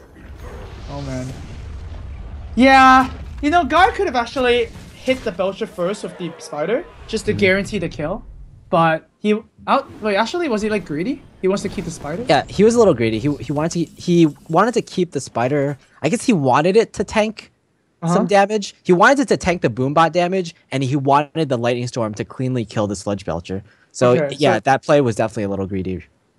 Yeah, but I mean, is it greedy as well? You have like 1 million minions on the field, so it's just, I don't know. Sometimes you just gotta. Sometimes it's kind of like, how much do you want to bet kind of situation. But yeah, GAARA came at the losing end of that. Now this is slightly difficult to work with. Yeah, if GAARA actually had a Flame Tongue, this positioning would have not been the best right now. Because if he placed his Skylum to the left, he would have been able to pretty much clear Shift. the entire board. Yeah. Right. But now he's gonna, I believe he's gonna have to choose between killing Ragnaros or killing the Dr. Boom. All right, Ragnaros it Oh is. wait, At the- you can actually Oh no! Oh no! Do you see what I see? yeah. That is really bad. This healing totem is gonna keep on nuking GAARA's board until everything dies. Ouch. Ooh, ouch. Yeah, and it's perfect. There we have the Baron Geddon to finish everything off. That's just terrible. Oh man. Oh, you hate to see that happen. Now Oh, Octana's so freeze. Sylvanas Right. comes down, and that's the last legendary played right now. That's okay. So do you sacrifice the fire elemental, whack the Sylvanas, so you get rid of the healing totem, right? You don't want to see it. Get out of here. But if I you mean- get rid of the healing totem, like, do you even want to risk sacrificing another or summoning another totem? Okay, he summons it before. How about play anti-Cupid right now? Oh man. Oh, there you go. Okay, get out of here. I don't want to see you. Wait, As lo- actually, GAARA can still not play the anti-Killbot. He's actually Yeah, locked out of- exactly. Because this Akanai is on the board, anti-Keelbot is like pretty much unplayable. It's like a dead card right now. He actually wants to get rid of this Akanai. So like maybe the synergy between piloted Sky Golem plus anti-Keelbot isn't the best. Oh man, the super insane Flame Imp. Mhm. It's the flamest imp ever. And now, wow. I mean, Geddon is not that good, but Faramir is sitting at 50 health with a brawl in hand, so he could pretty much, just wait till the perfect, the perfect board to brawl, and then just take over from there. Yep. Brawl, Baron, Geddon, they're both two of the cards that are the best in this matchup. Oh my god. Oh, Double this is so anti-kill. gross. Okay, you kill know off your Akanai now, right? Yeah, you have to kill off your own Akanai. You have to sacrifice your Gnomish Inventor too. It doesn't feel good, but Well, no, you can play Fire Lily. No, you can play Fire Lily, but then But you're if you committing play Fire so much- Lily, you're pretty much dead to Grom if your opponent draws it right now. Alright, well, thank God the Akanai is over. Yeah, too bad though because Brawl will come down on this turn probably. Most likely. Because Taskmaster plus the Execute clears off anything big that comes out just in case Faramir gets unlucky. Okay. It's gonna be Wow. probably the worst one. Worst one for GAARA, best one for Faramir. Mhm. Okay. That's a draw. That's Not pretty good. bad. There you go. Are those the Murlocs you want to... Those are not bad. somewhat okay. Not the best, I think. Because I the... think- I think in this matchup you do want Murlocs that are high costed because you're going for the value basically. Well, GAARA just throws the Cold Light Seer out there. And I'm pretty sure... Well, if he plays Geddon, he can't really execute at the same turn. The ordering doesn't really work that way. Double shield block. Even more armor. That's exactly what Faramir needs right now. It's going to execute the 7/7 because it is kind of, scary. Yeah, at this point you probably don't want to play the Cold-Light Oracle right now because you don't want to give your opponent cards. But if it ever comes down to it, this Cold-Light Oracle might come into play like 10 turns later when it becomes like a milling card or a milling tool. Milling tool. Yeah. Well, I mean, shamans don't really... Actually, GAARA's main draw in his deck is just Gnomish Inventor, right? So, I guess, technically speaking, Faramir should be drawing more cards than GAARA's... Oh, no. Oh, this Geddon is going to be quite big. Although it's just going to die to the Murloc plus the Fire Elemental. Actually, GAARA's looking really good again. It's just because of the Neptulon draw. Yeah, Neptulon is so huge. Neptulon is like generally a really slow card. Plus it's like 10 mana and it dies to BGH. So that's why a lot of people don't like to play Neptulon. But in this very specific matchup where tempo doesn't matter as much, you can fit that 10 mana in and just get so much value. I think it's like really good against Warrior, really good against Priest, and against other matchups, it's a bit questionable. Questionable. 26 damage for 1 mana. That's a balanced card, of course. Boom! And of course, let's chop out the Shredder while you're at it. Oh, no, going for the lethal. Oh, yeah, that makes more sense. But Yeah, I think there's probably anti-kill not many cards in Faramir's deck right now. So a Grom might just be the draw. There's a very good chance that Grom might come down. And wow, Faramir looks so devastated now that the second heal bot has come down on the field. Yeah. Who would have thought that you would look devastated when you are sitting at 53 health? It's just Warrior stories, right? Yep. Health does not matter, guys. It just so happens that if your health falls to 0, you lose the game, but health is like the resource you don't really care about. Yeah, Faramir, with that play attacking the Murloc, he had to decide whether to play around a Murloc buff or a mech buff. Because he could have chosen to kill the anti-Keel bot as well. He knows that GAARA still has 1 Murloc left in his hand. And it could be like a Murloc Charger or Murloc Buffer. So he thinks it's more likely for that to happen rather than for the second Power Mace to be drawn, I guess. Sure. Oh, Alex Straza. That's 7 damage. It's pretty good Nightblade. And that Taunt Totem is going to be a little bit annoying. But Hex is a pretty good answer right now. And any more threats on Faramir's? I think he played a lot of threats already. Yeah, I think he played Geddon, Geddon, Ragnaros, and Alex Straza. So did he play Boom already? Yeah, he played Dr. Boom. So all that's left is Grom, really. Oh, and maybe Sneeze or KT, right? But then that's a lot of legendaries. Yeah, So I think in most decks, if you play Sneeze or KT, you probably cut something like Alex Straza or Rag these days. Yeah, Rag. Rag is a good cut there. Well, Faramir is struggling to deal the last few damage while GAARA is just slowly poking away at Faramir's health. What is GAARA gonna draw?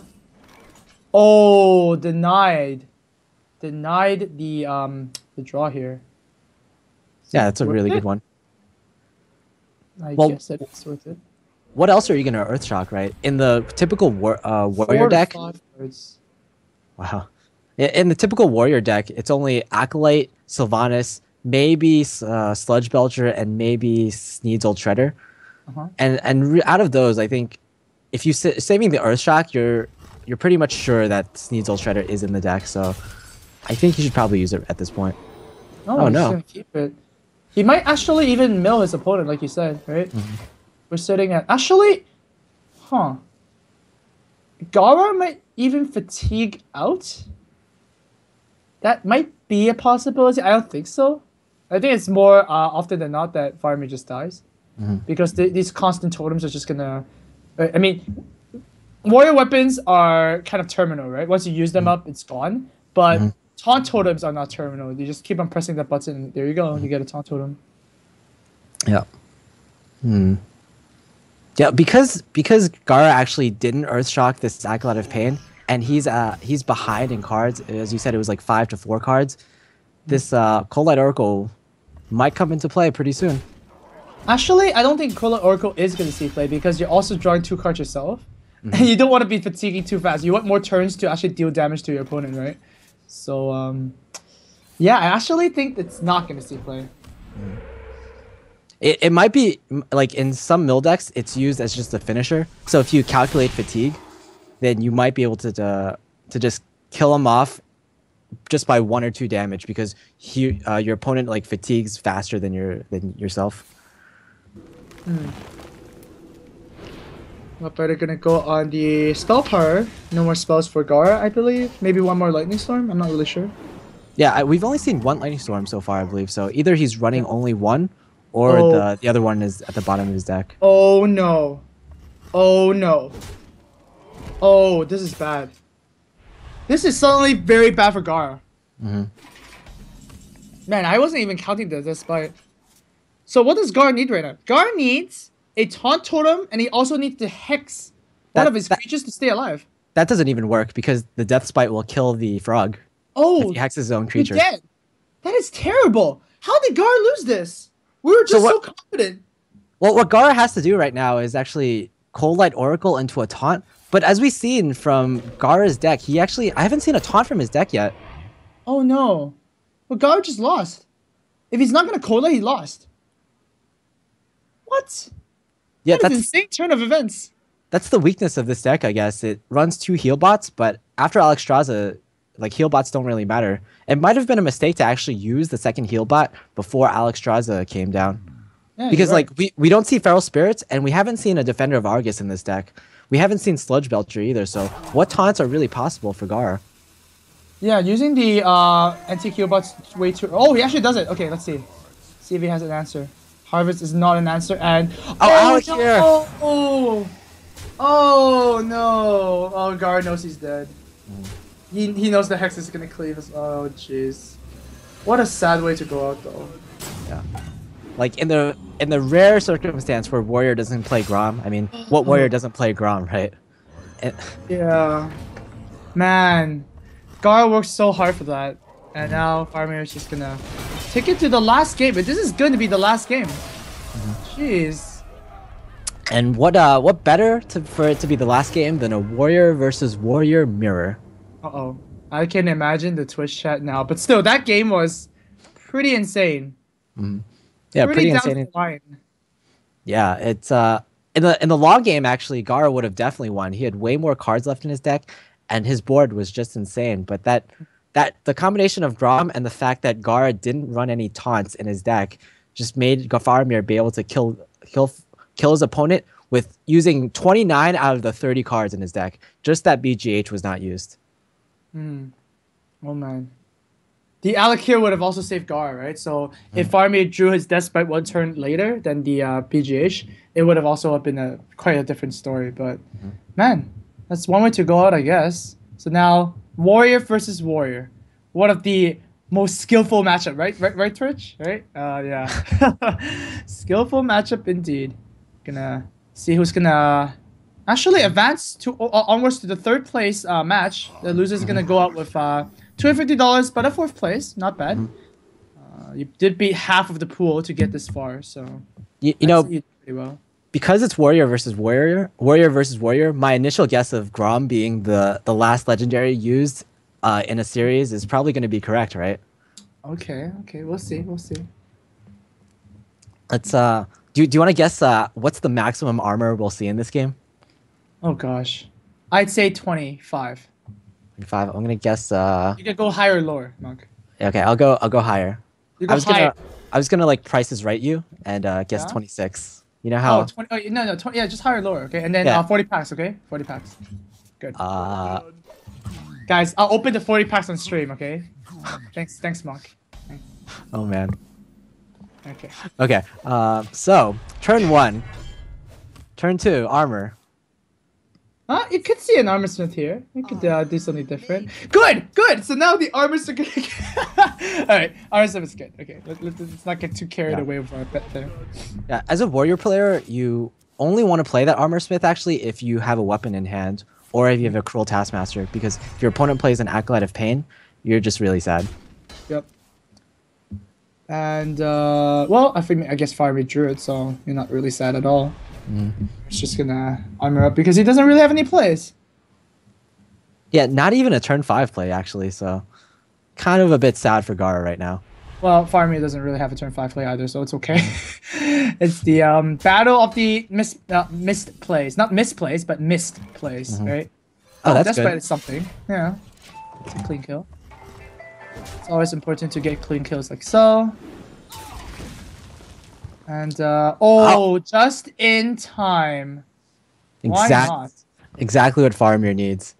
He's actually he hasn't seen GAARA's entire deck, so he might be thinking of, do I want to get a Gorehowl? But no, usually like in 99% of situations, Death Spite is the biggest weapon in the Warrior deck, and that's exactly what you want to Harrison. Yep. Harrison not only saw some weapon charge, but also saw some execute and drew a card. So like the swing there is just insane. But hey, GAARA actually fills the curve perfectly with the Belcher. Okay. Yep.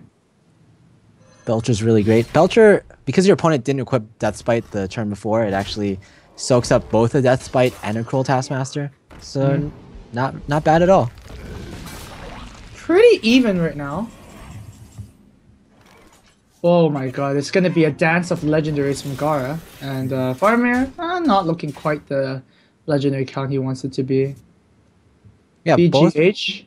both players, even though it was kind of a slow start, as is typical from Warrior, it's actually kind of sped up right now. And I think you might be right. We might not see those insane armor values that we typically see from Warrior versus Warrior. Yep. And there you go. The Despot is gonna hopefully cleave the bombs into the Acolyte. Actually, if it cleaves too much, he might lose some cards. Boom, Nope. and clean kill. And yeah, it's still FARAMIR's turn, so he's not gonna lose any cards. Yeah, he actually drew an Execute, but maybe the Big Game Hunter is better here. But the thing is, like, you know, Execute is better. Execute, yeah, there's so many other things can execute. Oh no. Well, there is Gorehowl in our GAARA's deck. And Oh wow. this Gorehowl is gonna do a lot of work. Yeah, Gorehowl, if you play Gorehowl, it like turns the Warrior Mirror matchup completely around if your opponent doesn't Harrison it. So I would say GAARA is in a pretty good lead right now. All these like Shield Maidens and even Baron Geddon will be taken care of fairly easily. Alright, coin, Shield Maiden once again, but yeah, it's gonna be taken care of just weapon hit. GAARA might actually choose to YOLO Alexstrasza? Well, Rag definitely is not really good. And you can't really play anything else. Rag would be okay if you didn't already have this Gorehowl, but it's like just such a clean kill on the Shield Maiden. Right, but what does he do to follow up? Like, Alexstrasza, I guess? Like Alexstrasza is really weak to Shield Slam, but I guess like Ragnaros is almost equally as weak. Everything is weak to Shield Slam, so... Yeah, I guess you just throw it out as a 15 damage, 9 mana. Make your opponent use a removal. Can't really just pass your turn. That doesn't make sense. Ooh, he's considering Spellbreaker. Your magic shall not. Oh, okay. There it Okay. is. He just wants to play a bit slow, deny his opponent draws. But this Fire War Axe has something else to say about that. Wow, Ragnaros on the other side as well. If you use your Spellbreaker here, that means you're going to be extremely vulnerable to Sylvanas later on, though. So that's something he'll have to consider. Oh, mousing over the Shield Slam. Whoa. Okay. Okay, I That's guess. definitely not a play I expected. Yeah, me either. He just really wanted to get that Rag out, I guess. Okay. I'm actually going to shoot the face for 8. Maybe his thought process is that because my opponent has the Gorehowl, I won't be able to win in the long game in a value versus value game. So I might have to play it a bit faster than normal. Sure. But still a little bit surprising. I mean, he was at 9 mana, but... I feel like this all these legendaries in GAARA's hand suddenly just got a lot better. Yeah. There's really nothing to proc execute right now. The Shield Slam, it will be good later on. But that was actually 2 shield blocks that have been used by Faramir. Yep. So he's used 1 Shield Maiden. So if this armor ever goes down, he's gonna have a hard time using the shield block. Right. 4 attack on GAARA's weapon. If he chops this down, he'll be taking quite a bit of damage.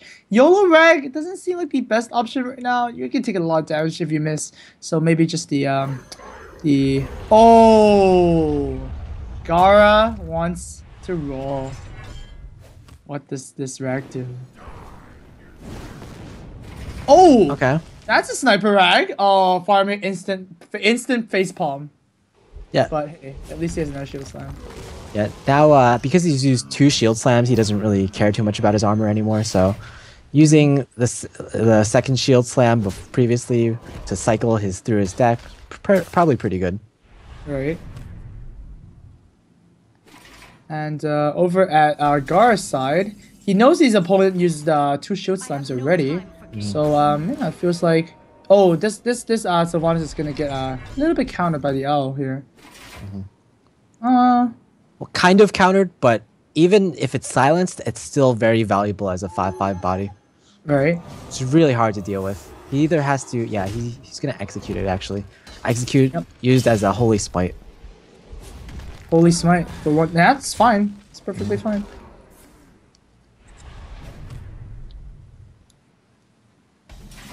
Yeah, GAARA is definitely the one who's like super behind right now. He needs to respond to the board every single time. Otherwise, you know, maybe a Grommash from nowhere is gonna kill him. It's pretty tough. He's gonna go for the brawl here? Oh no, just draw a card first. Yeah, sometimes when I played Warrior versus Warrior, I often find that the last cards in my hand are the executes and shield slams. Like, I deal with my opponent's creatures in ways that don't involve those removals, and I find that like they're kind of stuck in my hand and I don't get full value of them out of them. So GAARA is in kind of a similar situation where his hand is relatively healthy, but at the same time, he has these such situational cards that don't deal well with mid-range minions and small minions, such as the Sludge Belchers and this Owl. Yep. So how's another one? FARAMIR is gonna try another Belcher, gonna execute to deny the draws. Probably axing the Cruel Taskmaster here, I believe. You know, just buy a 2/1 for 1 damage. I think it's fine. Yeah, not bad.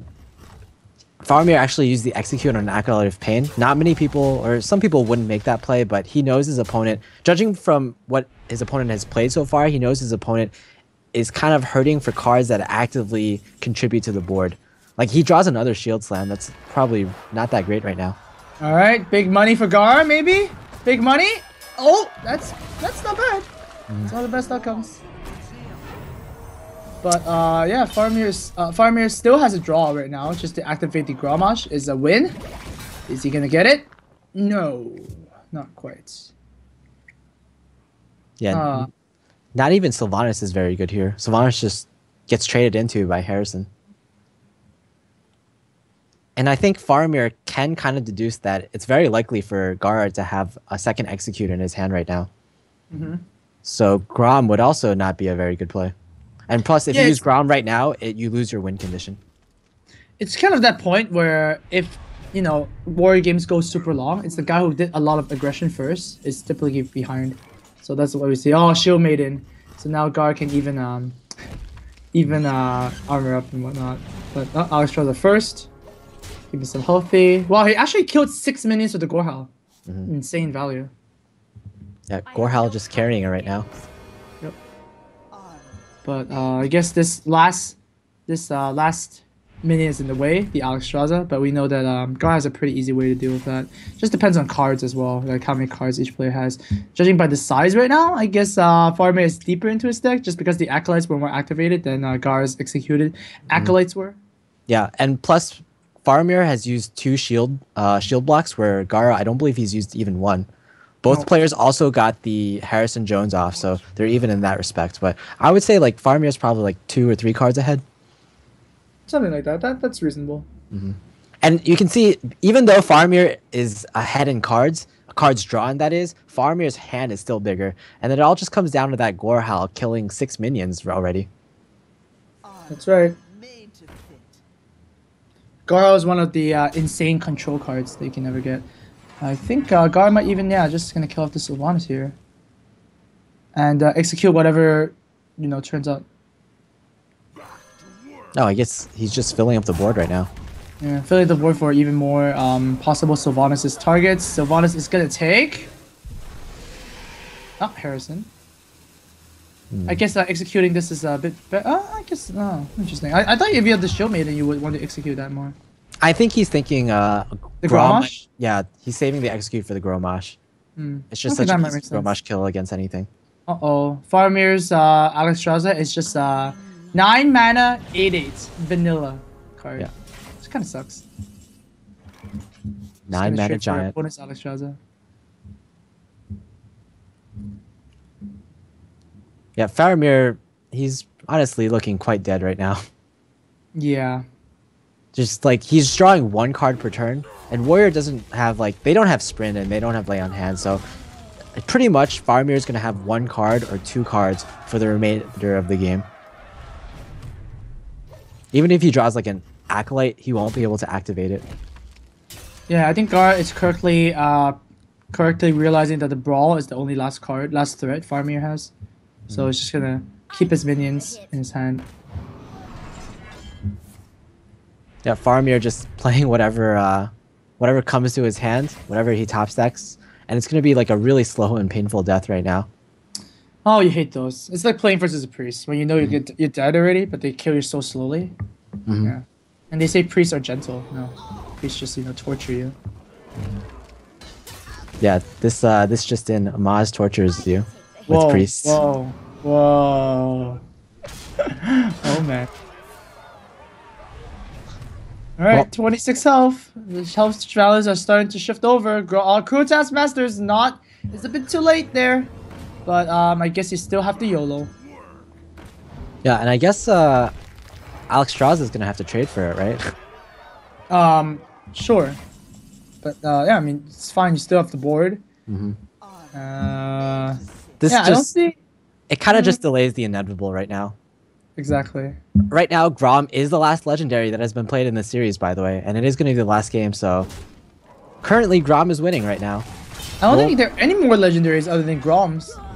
There's probably I'm pretty sure there's only been one Dr. Boom played in this deck in this Really? series, right? Faramir played it though. Did GAARA play it? Huh. We'll see. Oh, see, there it is. Oh, Faramir didn't play it yet. Oh wow, I didn't know that. You're right, Monk. Now Yeah. Dr. Boom takes over again. See, the Dr. Boom people must be pretty happy, but that's basically Faramir's last line of defense. This Dr. Boom is actually really difficult to deal with. He can't actually kill it without taking so much damage to face. Oh my god, 1 damage to Armor Smith. Probably the worst bomb possible. Yep. But like after Grom and Ragnaros have been used from Faramir, you're not really that concerned about your health anymore, actually. Sure. The other thing to consider is I think Faramir used both his executes and both his shield slams and his... Did he use Brawl? I'm not sure if he used Brawl, but he also uses BGH. So whatever legendary that GAARA happens to draw the next few turns, Faramir, there's no way he'll be able to deal with that. Oh, there's a 2. That's something. And GAARA's top decking legendary maybe, and it's gonna be it's gonna be Grom for the win. So Gromash is gonna be the last legendary played for this series. GAARA is gonna take the series over Faramir 3-2, very close. And Faramir's gonna exit the Pinnacle 3 in 4th place, $250. Still not bad. That's a pretty good result, I think. Yeah, not bad. Faramir adds to his list of achievements, but at the same time, GAARA moves on. GAARA hasn't been doing too well in GVG right now, so I'm really happy for him that he's able to get at least top 3 in the Pinnacle number 3. Yep, that's right. And a quick look at the brackets as well. GAARA is going to move on to face against MASSAN. The winner of that is going to face against Dog, and we are going to crown a grand champion. Stay right there, guys. Don't go anywhere. After the break, we'll have the game loaded for you, the 3rd place match. Well, it's also the semifinals in a sense, both at the same time. And of course, we'll announce the winner for our giveaway. Stay tuned.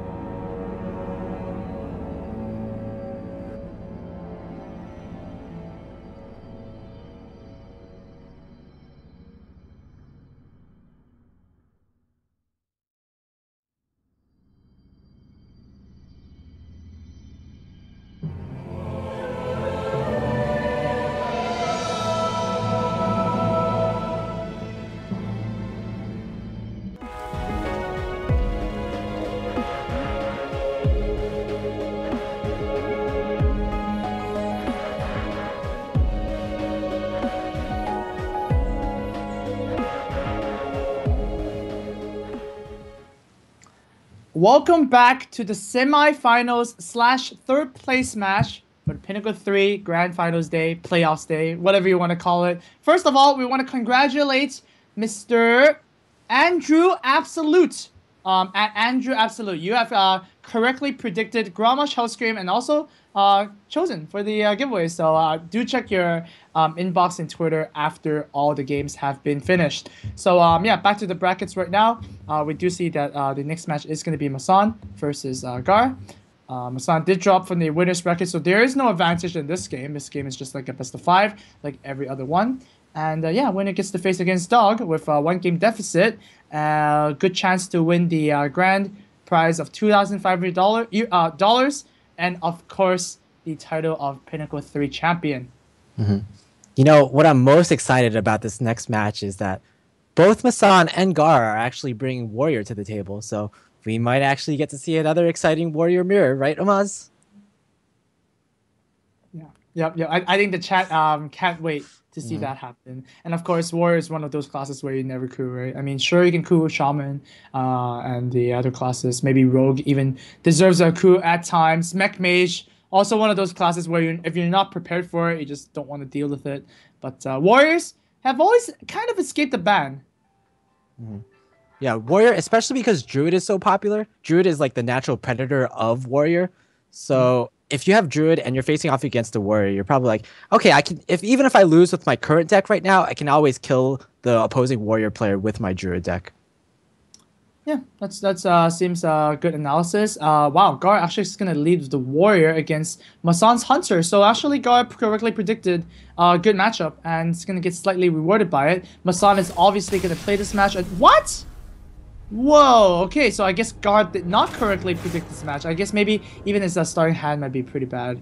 I'm not really sure, but I would have played that match. Yeah, maybe it's all just that he didn't have Fire War Axe, so he's like, okay, whatever. But then again, like, Undertaker is no longer a card that people use in tournaments these days, so you don't necessarily need Fire War Axe as much. Plus, you also have the Cruel Taskmaster in your hand. But what GAARA might be thinking is that maybe Warrior doesn't match up as well against MASSAN's other decks, so he might actually want to play his the Hunter matches up really well against all of GAARA's decks, so if he loses with the Warrior, he'll be in a lot of trouble anyways. Yeah, but actually this coup might be I don't really agree with this coup by GAARA too much, because like once you use one of your coups, you can't use it anymore because there's only one.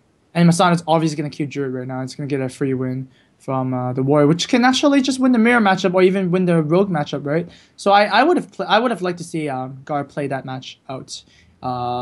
Turn ones, usually Hunters just drop a Web Spinner or even Abusive Sergeant, but they don't go as fast right now, like you said, without the Undertaker card anymore. Well, it's still in the game, but just nobody plays it. Yeah, I think Druid, as you said, definitely going to come out right now, and we're going to see if... Well, GAARA doesn't have the coup anymore, so he's going to have to play it. And as we know, MASSAN is running the combo Druid, not the slow ramp Druid, so he's going to have a huge advantage going into the first game, and he's going to potentially be able to get a huge advantage throughout the rest of the series. Wait. Who's running the ramp Druid in this tournament? I don't think anybody is. Yeah, the only different one is Dog is running the Mech Shaman. The Mech Druid, yeah. Yeah, a little bit different there. So. Well, actually, these days in tournaments, only Strife Crow brings Ramp Druid. So because Strife Crow is not in this tournament, there's no Ramp Druid at all. That's right. He did bring Ramp Druid last time in the Pinnacle 2, and he did pretty well in it. He actually won the whole thing. So congrats to him. Of course, Firebat is the Pinnacle 1 winner, and yeah, who's gonna join the list of champions there? It's either gonna be MASSAN or GAARA, but one choice between MASSAN or GAARA, or even Dog. Because Dog is just waiting for these guys to complete their series here. Yeah, GAARA, his opening hand is just insane. Like, these are exactly the cards you want in Warrior versus Druid.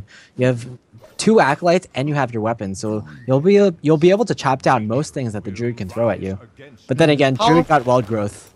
It's not only a Wild Growth, it's a Wild Growth top deck into Threaten. So I think that's a pretty good combo there. But once again, the GAARA double Acolyte Pain, something that can actually beat a Warrior with, so I like that. Yeah. MASSAN has to choose between right now Wrathing or playing the Shade right now. because GAARA actually coined out the Acolyte, that probably signals to you that GAARA either has a second Acolyte or he has a Cruel Taskmaster. So if he wants to play around that Cruel Taskmaster, he might want a Wrath, but this is overall the safer option, I guess. Right, sure.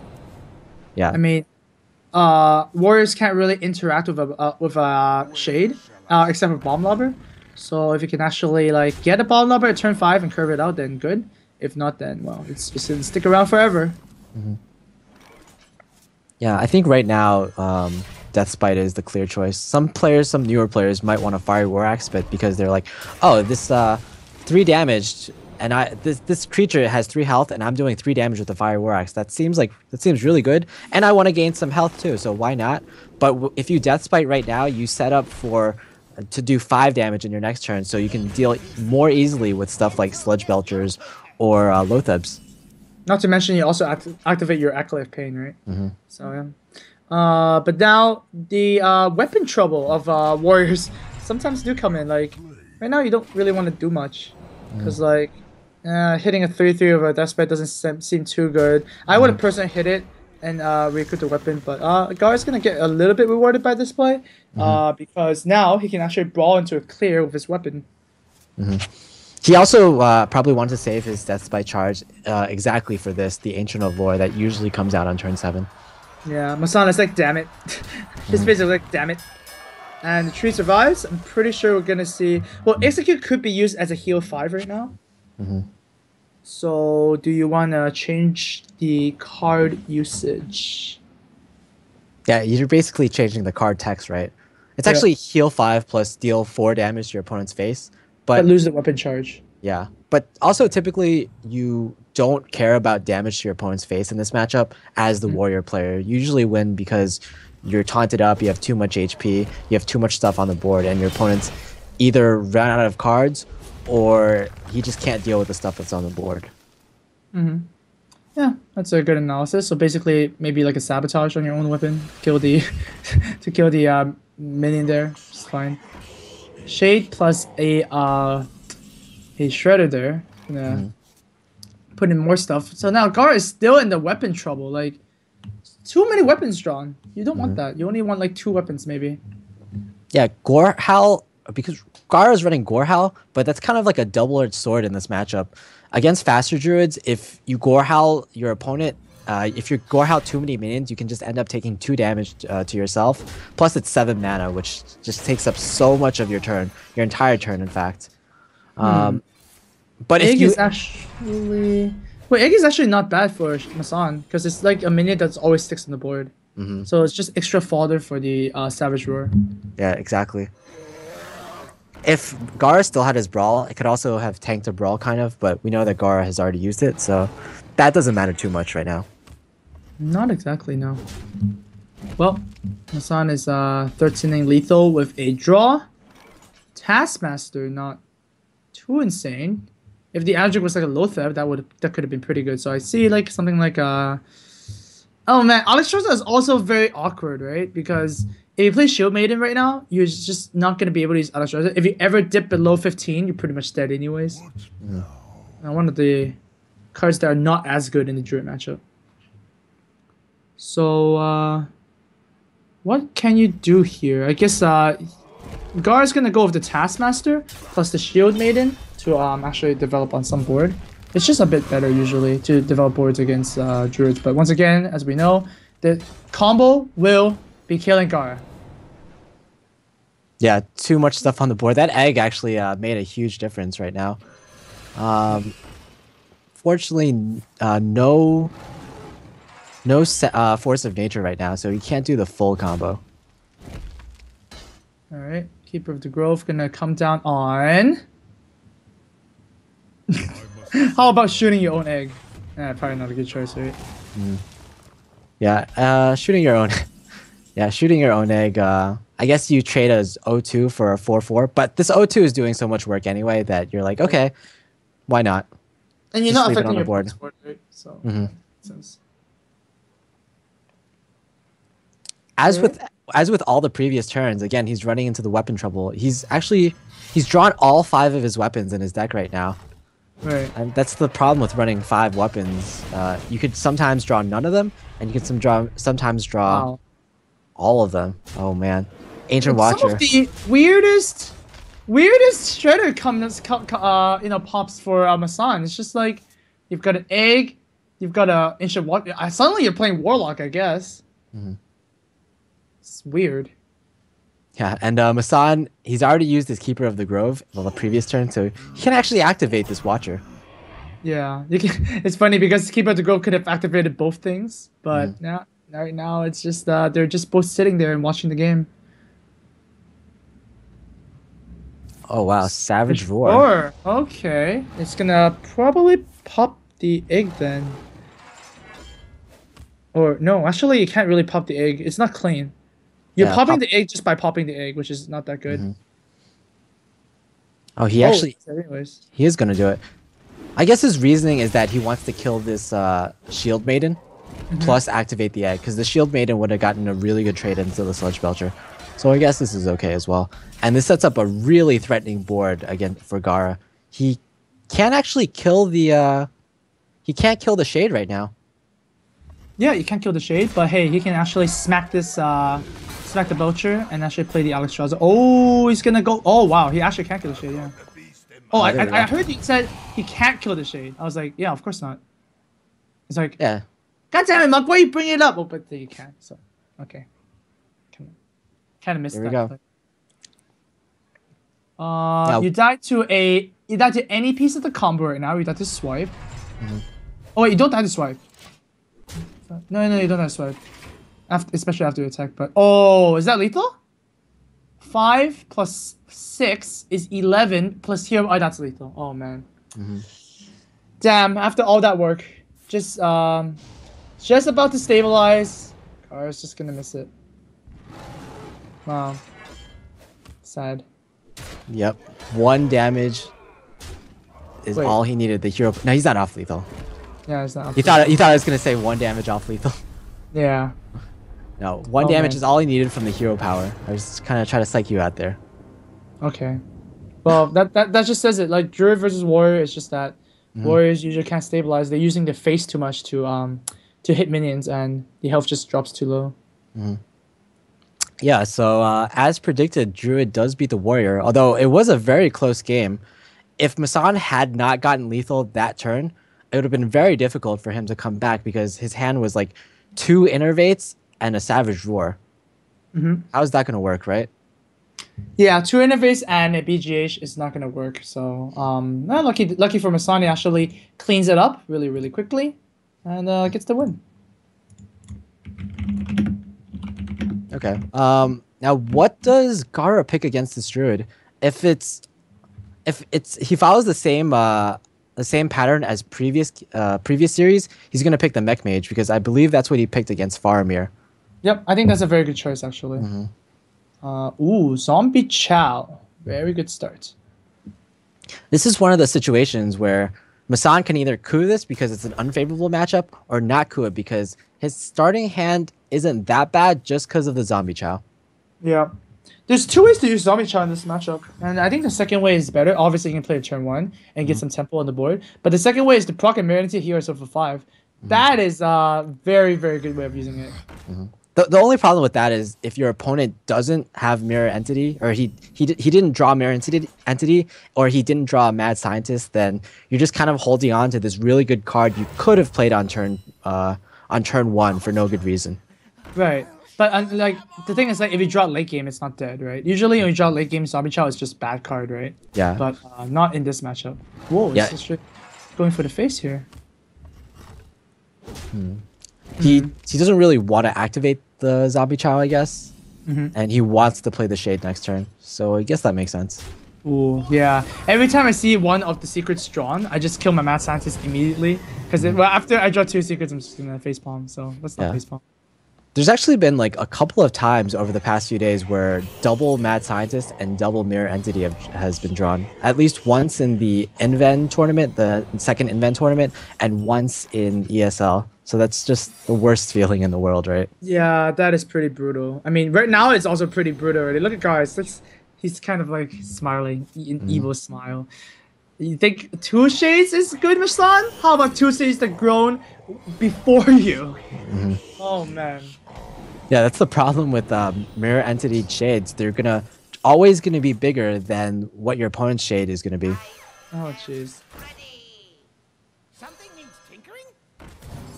Well, Oh, MC Tech for MASSAN would be pretty cool, right? I mean, he does play that card.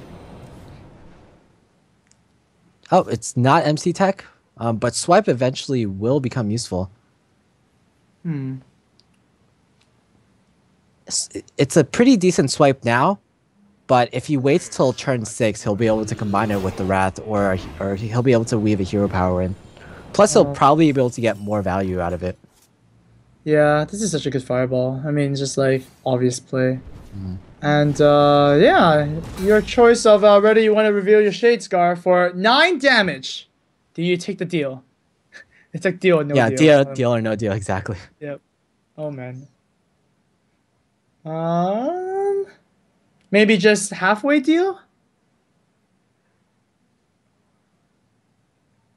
Not sure I like the halfway. I guess if you just reveal that one shade, you don't get it killed. You don't get the other one. I don't know. You can't really silence both shades, so I think just getting the damage in is fine. Alright. Plus, like this is less vulnerable to MC Tech, right? Because you do get the like if your opponent steals a stealth shade, it's much worse for you. Yep. Wow. Oh man, just looks so bad for MASSAN right now. The swipe is gonna do some work, but he's already at 16 health, so it's not looking good. I mean, look at the spare parts for Antonidas and look at the Dr. Boom. It's just a little bit too much. But hey, MASSAN doesn't get a breather as GAARA's turn is not insane here. Just double 2 drops and a ping. So yeah, pretty tame. Pretty tame. Yeah. Even though this is pretty tame, as you say, as exactly the Mad Scientist won't be able to get any secrets. The problem is that GAARA's next few turns are going to be insane. Dr. Boom on turn 7, and either on turn 8 or 9, we're going to have the Antonidas coming out with some spare parts. Oh man. Dr. Boom into probably Dr. Boom. Where have we seen this before? Pretty much every game. Oh, okay, okay. That was a rhetorical question. Ooh. The boom might snipe the boom bot, which might snipe the boom bot, which kills the boom bot and kills the nothing. Oh. Well, that's not gonna work then. GAARA was actually considering killing the Dr. Boom with his Snow Chugger. Just so like the Dr. Boom won't be able to trade into his Dr. Boom. And he might get Right. he might get Oh! Whoa. Oh! You see what I mean? You see what I mean? The bouncing bomb? Oh, that just sucks. Oh, that's just so gross. Oh my god. Not only are there 2 7/7 minions on the board for MASSAN right now, but he also draws a BGH. He can even weave that BGH in with the Lotheb, and now he's threatening lethal. With the Lotheb as well. Oh man. I think GAARA is just... Wow, what a turn of events. Yeah, GAARA... and not only is he threatening lethal, but yeah, he can't use Antonidas either, so yeah, that's game. Wow. MASSAN picks up another win following the bouncing bombs. Man. You feel like Boombots just like, yeah, they can bounce everywhere. They can even deal 1 or 2 damage, but the worst always tends to happen with that card. Just, man. Now MASSAN actually gets to, he still has the coup. Oh, jeez. This is looking so good for MASSAN right now. So yeah, MASSAN still has 3 decks available, and he gets to choose out of his 3 decks which deck of GAARA's he wants to play against. He has the Walled Growth in his opening hand right now, so even though he might prefer to play the Druid instead of the Shaman, he might just play this this out right now because he's going to have such a huge advantage with that Walled Growth. Yep, pretty tempting. Maybe MASSAN is going to get tempted. GAARA's hand isn't too bad either. He has the Haunted Creeper, which is kind of equivalent to Wild Growth, except a lot worse for the Shaman. You do want that Haunted Creeper on turn 2 because, especially with the Flame Tongue Totem to activate it, it just gets so good. Such a sticky creature. Yep, MASSAN thinking about it. Thinking about it. What is he? Oh, he plays the match. Alright. Well, effectively, MASSAN just needs 1 more game. He wins this one, it's over. GAARA needs to, well, he doesn't need to 3-0 the Shaman, right? Because MASSAN still has the option to coup. So, yeah.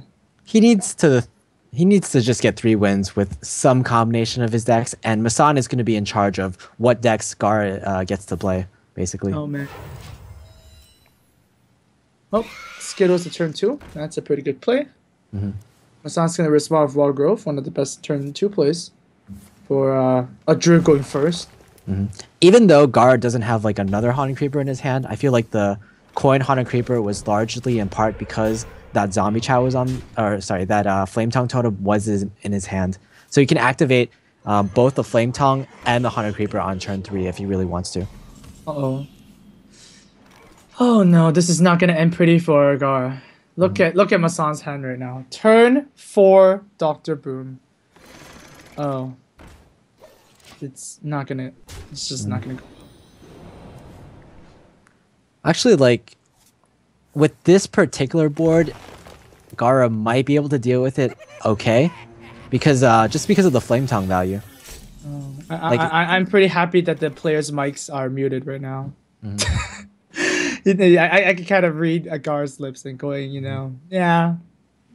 Yeah. I mean, if he really wants to, he can take down that Dr. Boom. I guess the main strategy of Dr. Boom when you face against it is just do not attack into boom bots. We saw what happened the last time GAARA did it, so you can kill the Dr. Boom, just ignore the boom bots. Oh man. This play is so weak to swipe though. Oh, he even gets the 1/1 totem. That's right. So swipe from MASSAN? No. Oh. But still, he has a pretty decent clear with the Wrath plus maybe some Boombot launches if he wants to. He has 4 mana, so he can still play the Keep of the Grove if he wants, which it's not a bad play. Oh wow, actually gonna draw off the Wrath. I thought he was gonna kill it off. Boombot is no. Okay, so 1 creature alive for GAARA.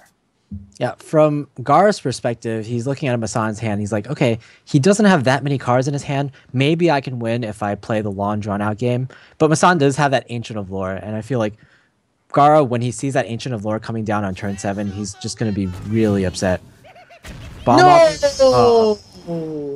That's the wrong target. Kind of a misplay there by GAARA. Oh, jeez. It just gets more brutal and more brutal for GAARA. We saw this. Hopefully, can do something. I mean, Lee's curving out pretty well, right? Power Mace into Shredder next turn, into Alakir, into Neptulon. That's not bad. But as we saw, like Neptulon was really good versus the Warrior matchup. But in this particular scenario where you're being pressured every single turn, you kind of feel really bad about playing Neptulon to get value out of it. But also at the same time, you're giving up 10 mana's worth of 10 mana essentially to summon a 7/7. Which if your opponent BGHs it, it's like just a tempo swing that usually ends the game right there. Right. So don't play Neptulon. Just play the Shredder with the Power Mace. I think that's perfectly fine. You also go back to full health with this play, so not the worst. But MASSAN is playing Scenarios, so even more threats are going to come down on the table. Oh, at least a deck card for MASSAN. GAARA's like relieved about that. Well, he doesn't really know MASSAN's hand, but if he knew, that would have been good. All right, 5 more to face, and no Lightning Storm is available. Hex is a pretty good draw. Yeah. Yep. You can also buff the Shredder up now, so it could be pretty decent. If you Hex this turn, you have a choice between buffing this Shredder or having a chance to buff the other Shredder. And I think I kind of like buffing this Shredder a bit more because it brings it out of 1 HP range. Okay, that does make sense. Also makes it less vulnerable to silence if your opponent has it. Very true. So smack the tree. Yep, very nice. Go the other tree. And, Oh, it's actually going to be Alec. All right. Just for Temple. Man, Alec for Temple just doesn't feel like it's insane. It just feels balanced. Yeah, this is like I think this is what when Hearthstone first came out, players were like, "Oh, Alec is like one of the worst legendaries in the world in the game," and maybe it's because they were using it in this fashion. I mean, you have an Alec that's a 3/5, and it's up against a 5/8 scenarios. That's like just such a good trade for MASSAN. So I'm not really sure about that last play. I feel like Hex would have definitely been a much better option, especially because you've seen the Dr. Boom, and besides Dr. Boom, Scenario seems to be the biggest creature in MASSAN's deck. Yeah, I would have loved to see a Hex more as well, but now MASSAN has the lethal, the combo in hand. Okay, a glimmer of hope. You know, it actually might be possible that GAARA is only running one Lightning Storm, right? I don't believe we saw. Yeah, we've only seen one in that really prolonged Shaman versus Warrior game where Shaman drew, I think, like 20. Did he draw all 30 cards? No, not yet. No. I think he either drew 29 or 30 cards in that game, and we only saw one Lightning Storm there. So might be two, but we pretty much predict this one. The Bomb Lobber actually hit the right target this time, so that's a relief. MASSAN has how much damage right now? 4 plus 2 is 6. Wait, what? 4 plus 2 is 6, yeah. It's not quite lethal yet, but swiping in the face next turn is lethal. Might even devote a... Nope, just all face. Alright. Well, GAARA needs the NTQ bot right now. Actually, even with the... Oh, no. No, that's... Taunt Totem? No, that's not even gonna work. Oh, yeah. The Taunt Totem is gonna be a tease. Unfortunately, there's no spell Taunt Totems yet. So, MASSAN's gonna take yet another game, and he actually, with this win, he actually wins the series. He's gonna go up 3-0 and advance directly into the finals. Yep, that's right. And once again, we see that Lotheb was actually GAARA's last played legendary, so Lotheb is gonna win the giveaway. But hey, MASSAN clean sweeps GAARA and advances to the grand finals against Dog once again. Maybe kind of like a redemption match for MASSAN there, right? Yeah. MASSAN is gonna come in with a disadvantage, but he's gonna know what his opponent's decks are, and he's gonna be really hungry for that championship once again. He's been kind of out of the scene for a while, but he's back right now. He's bringing Warrior, his favorite deck. He's bringing Druid, a deck that he's won the most matches with. So I feel like he's going to be pretty confident going into the finals. And on the other side of the ring, of course, we have Dog, who is also super hungry for his first major tournament win. So, yeah, it's going to be exciting, guys. You don't want to miss the grand finals, where we see who's going to win the whole Pinnacle 3 and join the Firebat and Strifeco in the champions list. Yeah, we'll be right back after this short break. Stay with us for our final game.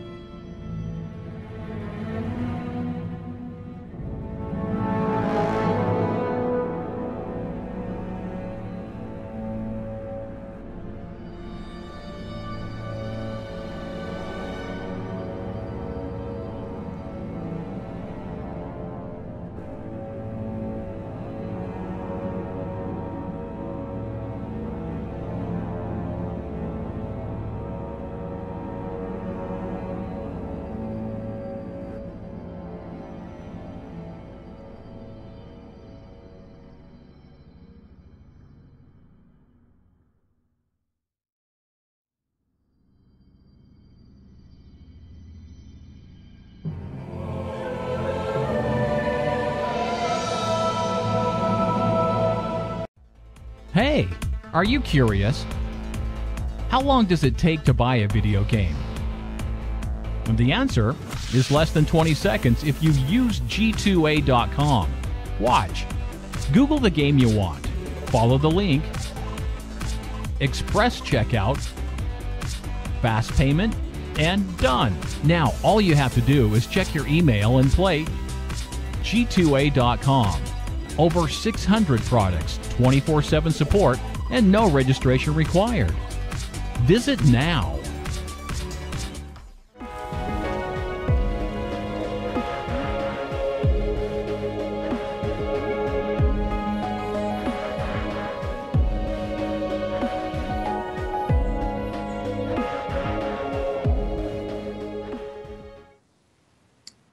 Welcome back, guys, to the grand finals of Pinnacle 3. Oh man, we are excited. The finalists are Dog from Complexity and MASSAN from TSM, and it's going to be a best of 7. So a little bit of a longer game right now. Dog, of course, coming from the winner's bracket, will receive a 1-game advantage in that he can revive one of his decks that has been previously eliminated. However, he can't use the Cood one. The Cood one is effectively banned out and can never be used. So MASSAN will have to have a little bit more strategy behind which deck he needs to Cood. And of course, we also have a winner for the previous giveaway. The Lotheb was the correct answer, and the winner is at Kalistar.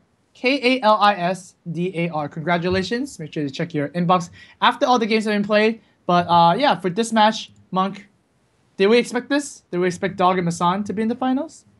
Yeah, I think Dog is, in recent tournaments, he's been a bit more successful. So I think he is not too surprising a player to be in the finals. But MASSAN, a lot of people have known him mostly as an arena player, and he hasn't been in the scene that much in the past few months. So maybe he was a bit more surprising of a pick, but he's definitely showing that he is one of the stronger players, or at least today, he was one of the stronger players in the tournament.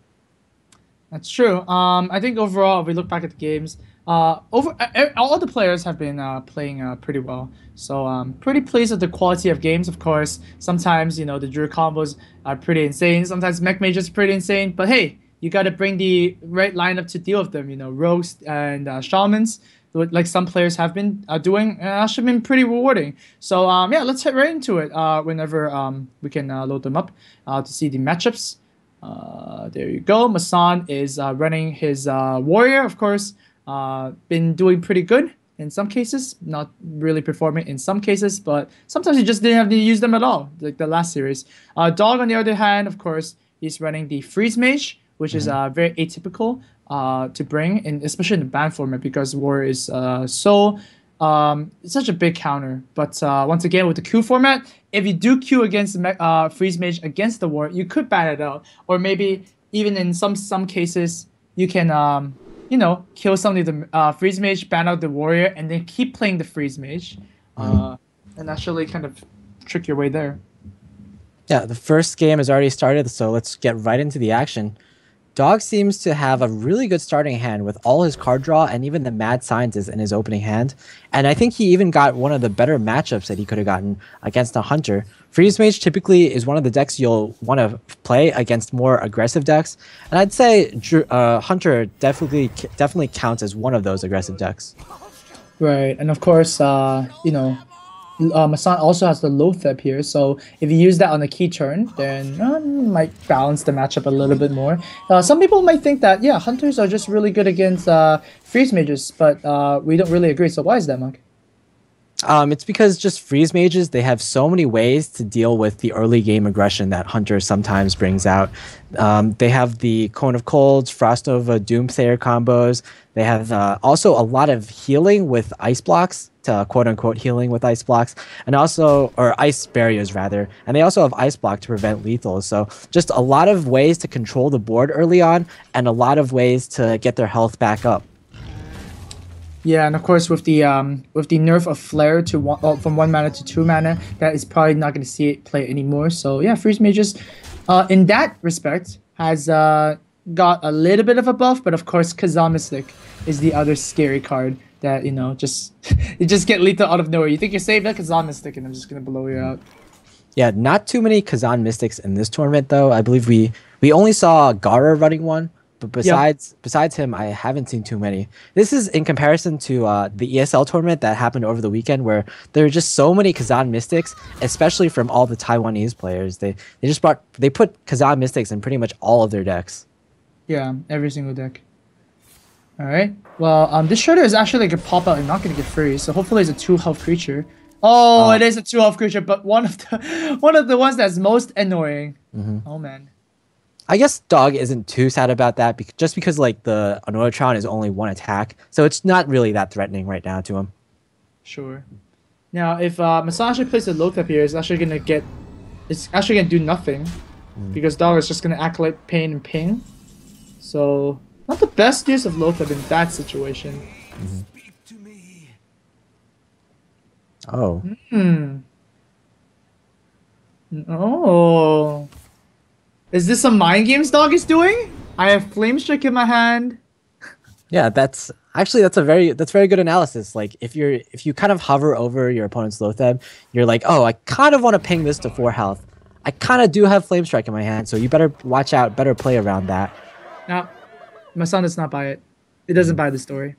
It's gonna go for the face. And Dog is actually getting kind of low, and of course, Ice Bear only procs off an attack. So, yeah, if MASSAN never attacks the face, then Ice Bear's not going to follow. We know that's Ice Block because, I mean, heck, both Ice Bears are in the hand of Dogs right now, so not looking too good. Gonna try and stall the board and maybe proc the Freezing Trap that's going to come up. I guess now or never, right? Right. You don't want your Alex Strauser frozen. That's not good. Okay.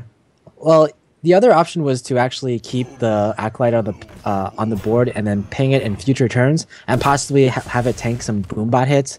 But with that play, but the problem with that play is you're probably going to use all your mana in the next few turns, and you're not going to be able to ping, because this turn you're probably going to Flame Strike, just because this board is so threatening. You don't have any other freezes. Oh wow, Ice Barrier is coming down. Ice Bear actually doesn't. If he Ice Barriers, then he has to use the Frostbolt as well, right? Yeah, exactly. That's also an option.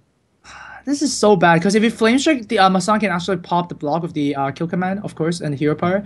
And then I guess Dog just loses because you can't really heal back yourself. Ice Barrier does not trigger off of non-minion combat. So it's not looking too good.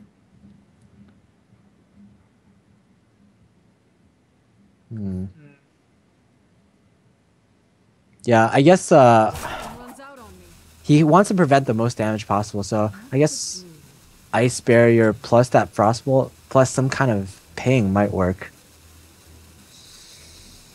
Ooh. But the thing is, if you do that, there's gonna be there's gonna be 6 damage left on board.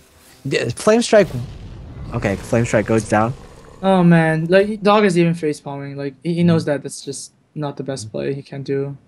Ice Block definitely will get popped this turn, but Dog couldn't have known that MASSAN did have a kill command. Oh jeez, shaking his head. That's not correctly, you know, putting his enemy down to 1 health, and well, don't see how this is gonna work. Anti-Killbot is not in Dog's list. Yeah, not at all. Well played. And that's it. That's it. Well, Dog just passes. Well, just let's MASSAN shoot him in the face, and that's it. That's series tied up just like that. It's 1-1. Yeah, 1-1 indeed. Now the interesting part of this is that Dog can actually revive his Freeze Mage anytime. Freeze Mage, there you go. Freeze Mage anytime during the match because it wasn't cooed. So yeah, he can actually. But then the thing is, like, MASSAN is running Warrior, so I'm pretty sure he's just gonna scrap that, you know. Yeah. Put it aside. In the previous match between Dog and MASSAN, though, Dog just really didn't want MASSAN to play Warrior at all costs. He didn't coup anything, which essentially meant that he kind of cooed Warrior in the end because MASSAN was down 0-2, and he was able to actually coup the Druid, but instead he cooed the Warrior. And that's, I feel, because he's running Freeze Mage, which is a deck that's super bad against Warrior. He's running Rogue, which is a deck that most people would say is somewhat bad against Warrior. He's also running Hunter, which is another deck that most people would say is slightly unfavored against Warrior. So maybe his strategy going to this tournament was just definitely coup warriors at all costs. But now that he gets a revive, he might be able to say revive Druid twice. So his strategy might have changed for this particular series, where he might not actually have to coup warrior after all. Druid twice. That's pretty sweet. Yep. But of course, Dog is gonna get his rogue against this hunter. Pretty good matchup, like we analyzed before. And yeah, hopefully draw something, because rogue going first, you need more stuff. You don't have a card advantage. Red Spinner gonna come down here. Of course, why not? Pretty simple. That gives Dog a play at least. It's pretty funny that Abusive Sergeant is found in all sorts of Hunter decks these days, even in the mid-range version by Synex. And of course, it's run in the face version. Versions that are run by players like Chalky or Sixo. That's right. One of the more interesting cards that actually works pretty well with stuff like Unleash the Hounds, Skittles. Lots of ways to activate it, actually. Also put it again as a 2-1 against like certain classes like Shaman, right? You can just begin killing those pesky totems, and Shamans don't really have a way to deal 1 damage. Well, Dog kind of just AFK'd there. He's like, oh, I have to play a tournament, but I also have to get the door or something. Yep. Van Cleef. How's well, you get owned by Freezing Trap if you go too YOLO. YOLO would be good. YOLO is it's certainly very risky, but something to consider. Yeah, YOLO Van Cleefs obviously are always very risky. Oh, But I think we're gonna see it. YOLO Van Cleef. there we go. It's going to be played as a 6/6. It dodges BGH, but in this matchup, typically you're not really looking to dodge BGH because BGH is not a card that hunters typically play. Right. And more like you can't really make it bigger than it already is. Oh yeah, of course. That's like the biggest you can make it. So yeah, Dog is gonna do 6 damage to the face, 20% of the way to victory. And Massan's looking for an owl or something from the Blood Spinner and gets a Grizzly instead. Ooh, Ooh! that's very nice. That is super nice. It's gonna try and freeze up the Edwin. Now Dog, if Dog gets a haha, that's a good counter. That'll be pretty good. But yeah, Dog is visibly shaking his head, obviously. Yeah, Iron Fur Grizzly. What a great card now. Fills out the curve for Massan. Yep. Not quite the card you're looking for. Well, you're dropping Thalnos right now, just so that Massan can kill it. But still, this Freezing Trap is just basically saying stop. Stop. Stay up to the Edwin. Yep. Yeah, this Blood Mage Thalnos isn't even going to do much because it's just going to get traded by the Haunted Creeper. He might actually want to save it for a Super Fan next turn. But no, I guess he wants the body of the 1/1, and he also wants the card draw. He just he needs more cards right now, essentially. Hopefully he needs a sprint, and that's pretty much either the sprint or another or a Gadget Stand Auctioneer are the 2 cards that can bring him back to the game. And look at that, a sprint. Right. So, well, Sprint is not going to be used this turn, obviously, but hey, if Dog preps a fan here with the Valor Teacher and draws 2-drop, that could be pretty sweet. Now, a lot of 1/1s, the only way that punish those are Knife Jugglers and Unleashes. So, it could be good. We'll see. Yeah. Even if he doesn't draw a 2-drop, he can always re-dagger, and that's probably a good use of your mana anyway. Massan is definitely looking to get an Unleash the Hound on his next turn. That comboed with the Knife Juggler can just almost seal Dog out of this game. And no, instead, a trap is going to be drawn. So this 1/1 might just proc the Freezing Trap if the Juggler misses. No. Fortunately for Massan, he can actually kill this Violet Teacher, which, even though there's like a 6/6 Edwin on the board, that might be the most threatening creature. Okay, oh wow, mind. You know what that means? He can actually Eagle Horn Bow and take down the 1/1. Oh my god, and Edwin still has a big stop sign in front of his face. You hate to see that happen. Because Dog has used both his preps right now, his turn basically consists of sprint into nothing now, unless he draws like a sprint to backstab. kill the Kodo, I guess. So still not the best use of your turn, but that's what you have to do. We're gonna see a Hopefully- backstab. Backstab. Oh yeah, backstab would be insane. Double dragon and nope. Oh my! This freezing trap is so annoying. Yeah. Oh wow. Even have a Savannah high- into a rogue hand with no sap. Yeah, Dog has already used one sap, so the chances he gets that second sap are actually pretty bad right now. Yeah. Well. Alright. Play the Azure Drake. Oh! That's a glimmer of hope. Yeah, he's gonna go for the SI there, but drawing the second fan is definitely a card that you want to see. Yep. Backstab a bit too late. He would have loved to have it for the knife juggler the previous turn. Right, but he's just dead now because MASSAN has the kill command hand. MASSAN gets another game with his hunter. Dog might be regretting not banning this. Not cooing it, right? Not cooing it. Banning cooing, yeah. The coo is the ban, right? Kind of like in the bans, but... Oh, yeah, MASSAN is takes the lead. Yeah, even though MASSAN had a 1 game disadvantage right now, he's looking in a fabulous position. He even has the coup right now, so he can choose which one of the remaining decks to ban out. Oh man. Do you see Dog reviving the rogue right now? It all depends on how desperate of a situation that he thinks he's in. You can tell like he's thinking very hard about it. Oh, this is such a bad position for Dog to be in. I mean, the revive rule states that you can only revive decks that aren't cooed, right? So he has to think a step ahead. Yeah, Man, this Sun is looking really strong with the hunter. Oh, I guess Dog revives his rogue, guys, like I predicted, which is cute. And then just gonna run it back again. yeah, I guess he thought that he probably got not too great of a hand with his rogue. He went for that YOLO Edwin play, which, to be fair, is probably what he had to do given the hand that you play with. With rogue, sometimes like you just have to play the hand that you're dealt. You have to be creative sometimes, and sometimes going that YOLO Edwin is what you have to do. Do you want to try again with the YOLO Edwin right now? Yes, you do. Let's try it again.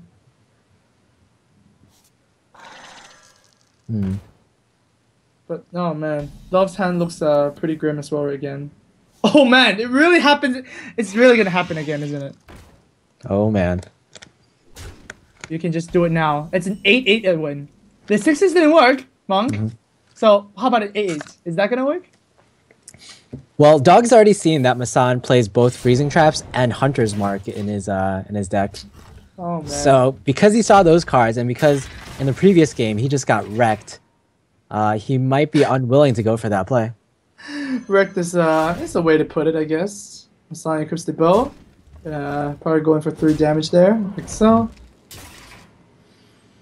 And oh boy, I mean, the Snapjaw that MASSAN got from the Westman is actually one of the better cards against rogues. Because like rogues need board control all the time, right? 7 health is just insane.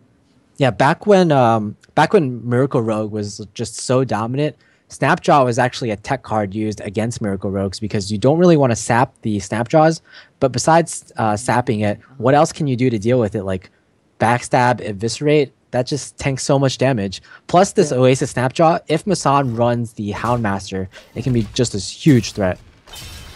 That's right. But of course, back then there were no good 4-drops like the Shredder, right? So they had to substitute for something else, and that's basically what people chose. The Snapjaw is like insane. Knife Juggler gonna come down here with the Mad Scientist. Dog is looking for a clear. Thalnos might be able to do it. Does he want to kill the creeper before though? The thing is, if you kill the creeper, the juggles come off, and it might just kill your Blood Mage Thalnos. Exactly. Yeah, so this is fine, and then you can just poke one of the spectral spiders that come out. Doesn't seem like doesn't seem like it's a good play to just kill the spider off immediately. But now when it comes up again, it's a big one now. 10-10. How about that one? Yeah. Oh, There's an owl in Yeah. Massan's hand. That's If- gonna be pretty brutal. If that owl weren't there and MASSAN was just relying on the freezing trap to deal with the Edwin, he would have been really sad because this time Dog does have that South Sea deckhand in his hand, and he could proc this the freezing trap with that. The haha, right? Yeah. Well, I mean, Dog can still proc it, but the problem with proccing it is, of course, you're buffering your opponent's weapon, initial 3 attack. Just fanning an owl. Cook it up. Okay. That's fair. The fan, he was deciding whether to fan or just, I guess, pass there. The problem with fan is that you tell your opponent, hey, I used both my fans, so you don't have to play around fan anymore. But also, in the other respect, you also have 2 Blade Flurries in your deck, so that's still more AoEs that MASSAN does have to play around. That's true. And of course, Massan like turtle. And the turtle's gonna drop down here. Oh, sapping a turtle. That just feels bad.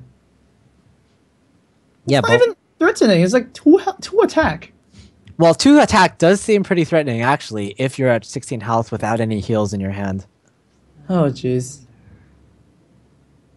That's the power of the Snapjaw. It's just really annoying, but only somewhat threatening. So you feel bad about sapping it, and you feel bad about not sapping it as well.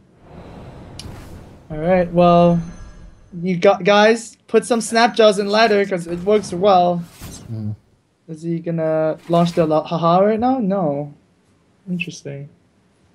Yeah, what launching the haha would have done is it would have given his opponent 1 extra charge on the bow, and would have made him more likely to kill the SI agent. Sure. So now, of course, Dr. Broom drops at turn 7. Again, Dogs he's only used 1 sap this game, but even if you had the sap, that doesn't even really deal with Dr. Boom that well, because your opponent can just play Dr. Boom next turn. Even an 8 mana or playing Dr. Boom on 8 mana is still pretty good. Plus these extra bombs that you give your opponent will actually be very relevant, seeing that you're at 16 HP right now. No, jeez. I just don't know what Doc can do right now. I mean, he has a lot of options, and yet he doesn't have any options. And go to Violet Teacher and summon more dudes. South Sea Deckhand comes down. It's gonna, of course, trip the trap. Of course, as well. playing the SI agent into Dr. Boom also kind of plays around Snake Trap. Dog's probably still not completely sure whether a Snake Trap is in this deck, but he certainly knows that there's Freezing Trap. Oh, he did not stab a Boombot just to set up for that big flurry later on. Massan is gonna get a Misha. These Boombots are gonna get. Oh, that's It's pretty good. That's a good hit. Oh my god, it feels like it's so easy to make a good hit, and Dog is looking like. Oh man, it's just not doesn't look good for Dog at all right now. Yeah, I feel like in more even Rogue versus Hunter games, the Hunter can just can come back so easily. The way Rogue wins is by just kind of shutting out the Hunter in the early stages of the game on between turns like 1 through 5. They need to develop a board that the Hunter can't deal with, because it's true that a lot of Hunter cards, they're not very good at being reactive. For example, Hunter has a really hard time dealing 1 damage to creatures. So if you put something like if you're left with something like a 4/1 on the field, Hunter's gonna have a really hard time killing that off. Oh man. A flurry about killing the Oosters just to preserve some amount of damage, health. Well, Boomba hit for 1, which is good. That's a start. But oh jeez. Okay, pretty clean turn here. Turtle gonna come smash again. Once again, the 7 health is absolutely insane. Yeah, once again, Dog has no answer. Not yet, he doesn't. Oh, that's okay, right? It's okay, but actually, is Dog dead? If he used the haha, he's not dead. Yeah, I think it is going to be 1 damage off lethal. So MASSAN just needs to draw 1 damage of any sort. Like an Unleash the Hounds, a second kill command, his bow. Is anything? Is there anything? Oh, that is a good one. That's not lethal, but it pretty much shuts Dog completely out this game. Nothing he can do. KC as well. And yeah, 12 mana sprint is not a playable card. And yeah, Dog just knows it. Dog doesn't even want to see his next card. Wow. MASSAN, clean sweep so far. 3-0. Of course, Dog did get a 1-game advantage. And now MASSAN is going to choose between Hunter versus Hunter, Hunter versus Druid. Yeah, now Dog has no other options right now. He has no advantage from coming from the winner's bracket. He has to choose 1 deck out of his remaining 2, and then MASSAN can either decide to coup it or not. So all the power is in MASSAN's hands right now. Oh man, yeah, the advantage is completely gone now, and Dog might just kick himself for not cooing the Hunter. Hunter might have been like the deck that was really, really good. It's kind of weird, right? I mean, Freeze Mage, we said it was okay against Hunter. Rogue was okay against Hunter, but just Hunter has been just so dominating there. So, well, would you like to? Nope. Dog says enough. Enough. Get the Hunter out of my face. I think he's still confident. If it's up to his Druid against all the rest of MASSAN's decks, I think he'll still be okay with that. All those matchups. But would MASSAN rather play against the Druid or the Hunters? That's the question. Well, if I am MASSAN, I will actually kill the Druid right now. Because the Druid versus Hunter is a bad matchup, right? So I'll kill the Druid against Druid. If he loses, then he'll play the Rogue versus Hunter and then play the Warrior versus Hunter. So, yeah, once again, all the powers in MASSAN's hands right now. Yeah, very forward thinking right there. And also, I'd like to point out that if Dog loses the series, it's actually going to be his second place in a row. He actually finished second in Heroes of the Cards number 4. So we might see Dog being like just the perennial second place finisher. And we've seen in a lot of other games, there's been players that have always just gotten second place. They can't, they're always really good, but they just can't break that barrier. And it's just a really bad feeling to have all around.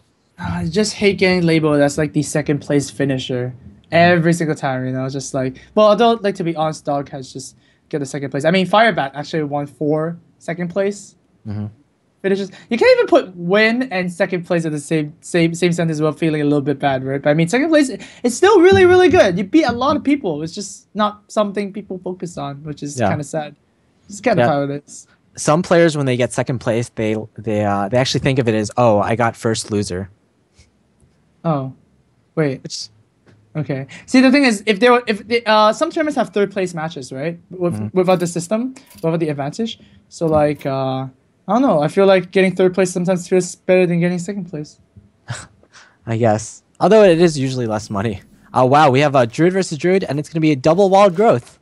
Yeah, just like we predicted there. And oh god. Oh god. I think MASSAN's hand is just slightly better if you look at this. Yeah, coining out that wild growth. If you see that, you know your opponent has like some really great 3-drop. Usually the Shade. Turn 2 Shade, not bad at all, I'd say. VGH drawn to deal with the Dr. Boom as well. I don't know. Everything is working out for MASSAN right now. It's funny to know that the best counter to wild growth is the wild growth yourself. Or as we've seen in previous games, it might actually be just to like innervate and just blow your opponent out of the game before the wild growth can come into effect. Yeah, that's also a good way to deal with it. Dr. Boom is going to come down here. It's going to get snap called by BGH, but of course these remaining boom bots are going to be quite troublesome. Yeah, we're going to have to see what sequencing MASSAN does here. I think usually you actually want to... You want to hear part 1 first. Yep, there you go. He realizes that, yeah. But just hopefully... just because the Doctor or the BGH is so vulnerable to boom bots. Yep. Is it going to hit the Shade? Is it going to... Oh, the Trog is so buff. So only 1 damage from the bomb. Dog is shaking his head. This is... Oh, that Trog ate 2 bombs. That is absolutely insane. Yeah, what a hero truck. What a hero piloted shredder even. It summons a Yeah. creature that can tank so many bombs. He's not stupid, that's for sure. All right, Shade. And the Lotheb as well. Oh my god, this is just a blowout. This is a blowout. This is so gross. I can't even look anymore. Yeah, MASSAN was actually considering the Druid of the Claw as well, but I definitely like the Lotheb better. It's just a stronger minion on the board, and it blocks Dog out of some comeback potentials, such as Swipe or even Azure Drake Innervate Swipe. Well, finally a dead draw for MASSAN, but too late for Dog in the sense that MASSAN just curves so well. 6/6 Shade, 3/3 Shade, and a 5/5 for Lotheb. So also has a Druid the Claw in the charge form. Yeah, Jeez. I think Dog right now is turning into a 7/4 pirate. Oh, I wonder what Monk means by that. Yeah, this is just like the most Druid of all Druid openings. Wild Growth into Shades, into Innervate, into Lotheb, just basically the dream draw from MASSAN. Well, if only that TTT was an MCT, this could have been a little bit better, but unfortunately, it's the wrong kind of technician. You know, Dog is known for being a Druid player. He's probably one of the most known Druid, specialist Druid players, along with Strifecrow, along with Tice.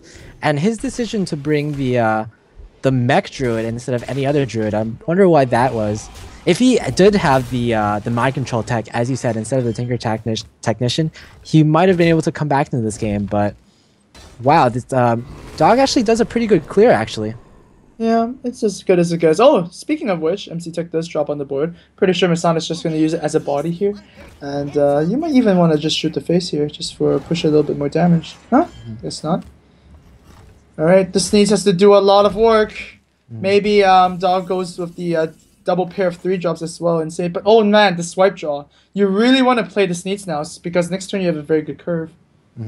Yeah, again, as we saw in previous games, in the Druid Mirror, Sneeds actually might not be that good if you're in a losing position. It helps to lock out your opponent's Druid cards if you're in a winning position, but right now you're more scared of just dying rather than just getting a lead in the board. Oh man. Swipe. There you go. So once again, Sneeds is not going to see play here. Dog is just struggling to get as much board as he can. Good thing for him, MASSAN's hand is looking pretty dead. Until that happened. Yeah, exactly. Cenarius. Cenarius, another card that it's kind of like Sneeds, that it's like pretty much the biggest body on the board in Druid Mirror in a lot of scenarios. Now, Dog, he can Azure Drake, but have both swipes actually been used? I'm not really sure. Okay. I think this is just it. Wow, seems like it's MASSAN's day, guys. 4-0 was 4-1 technically and officially, but it's basically a 4-0 victory for MASSAN. Gonna seal it out, and yeah, he's your Pinnacle 3 champion with, of course, the Druid. But then I guess he took a lot of games with the Hunter too. So Hunter plus Druid got MASSAN to this spot. Congratulations to him. Yeah, and I think like even all of his decks got a lot of work done. In the previous rounds, MASSAN's favorite deck, the Warrior deck, was able to take a lot of wins even. So just good lineups that MASSAN brought, and they all paid dividends for him. Yeah.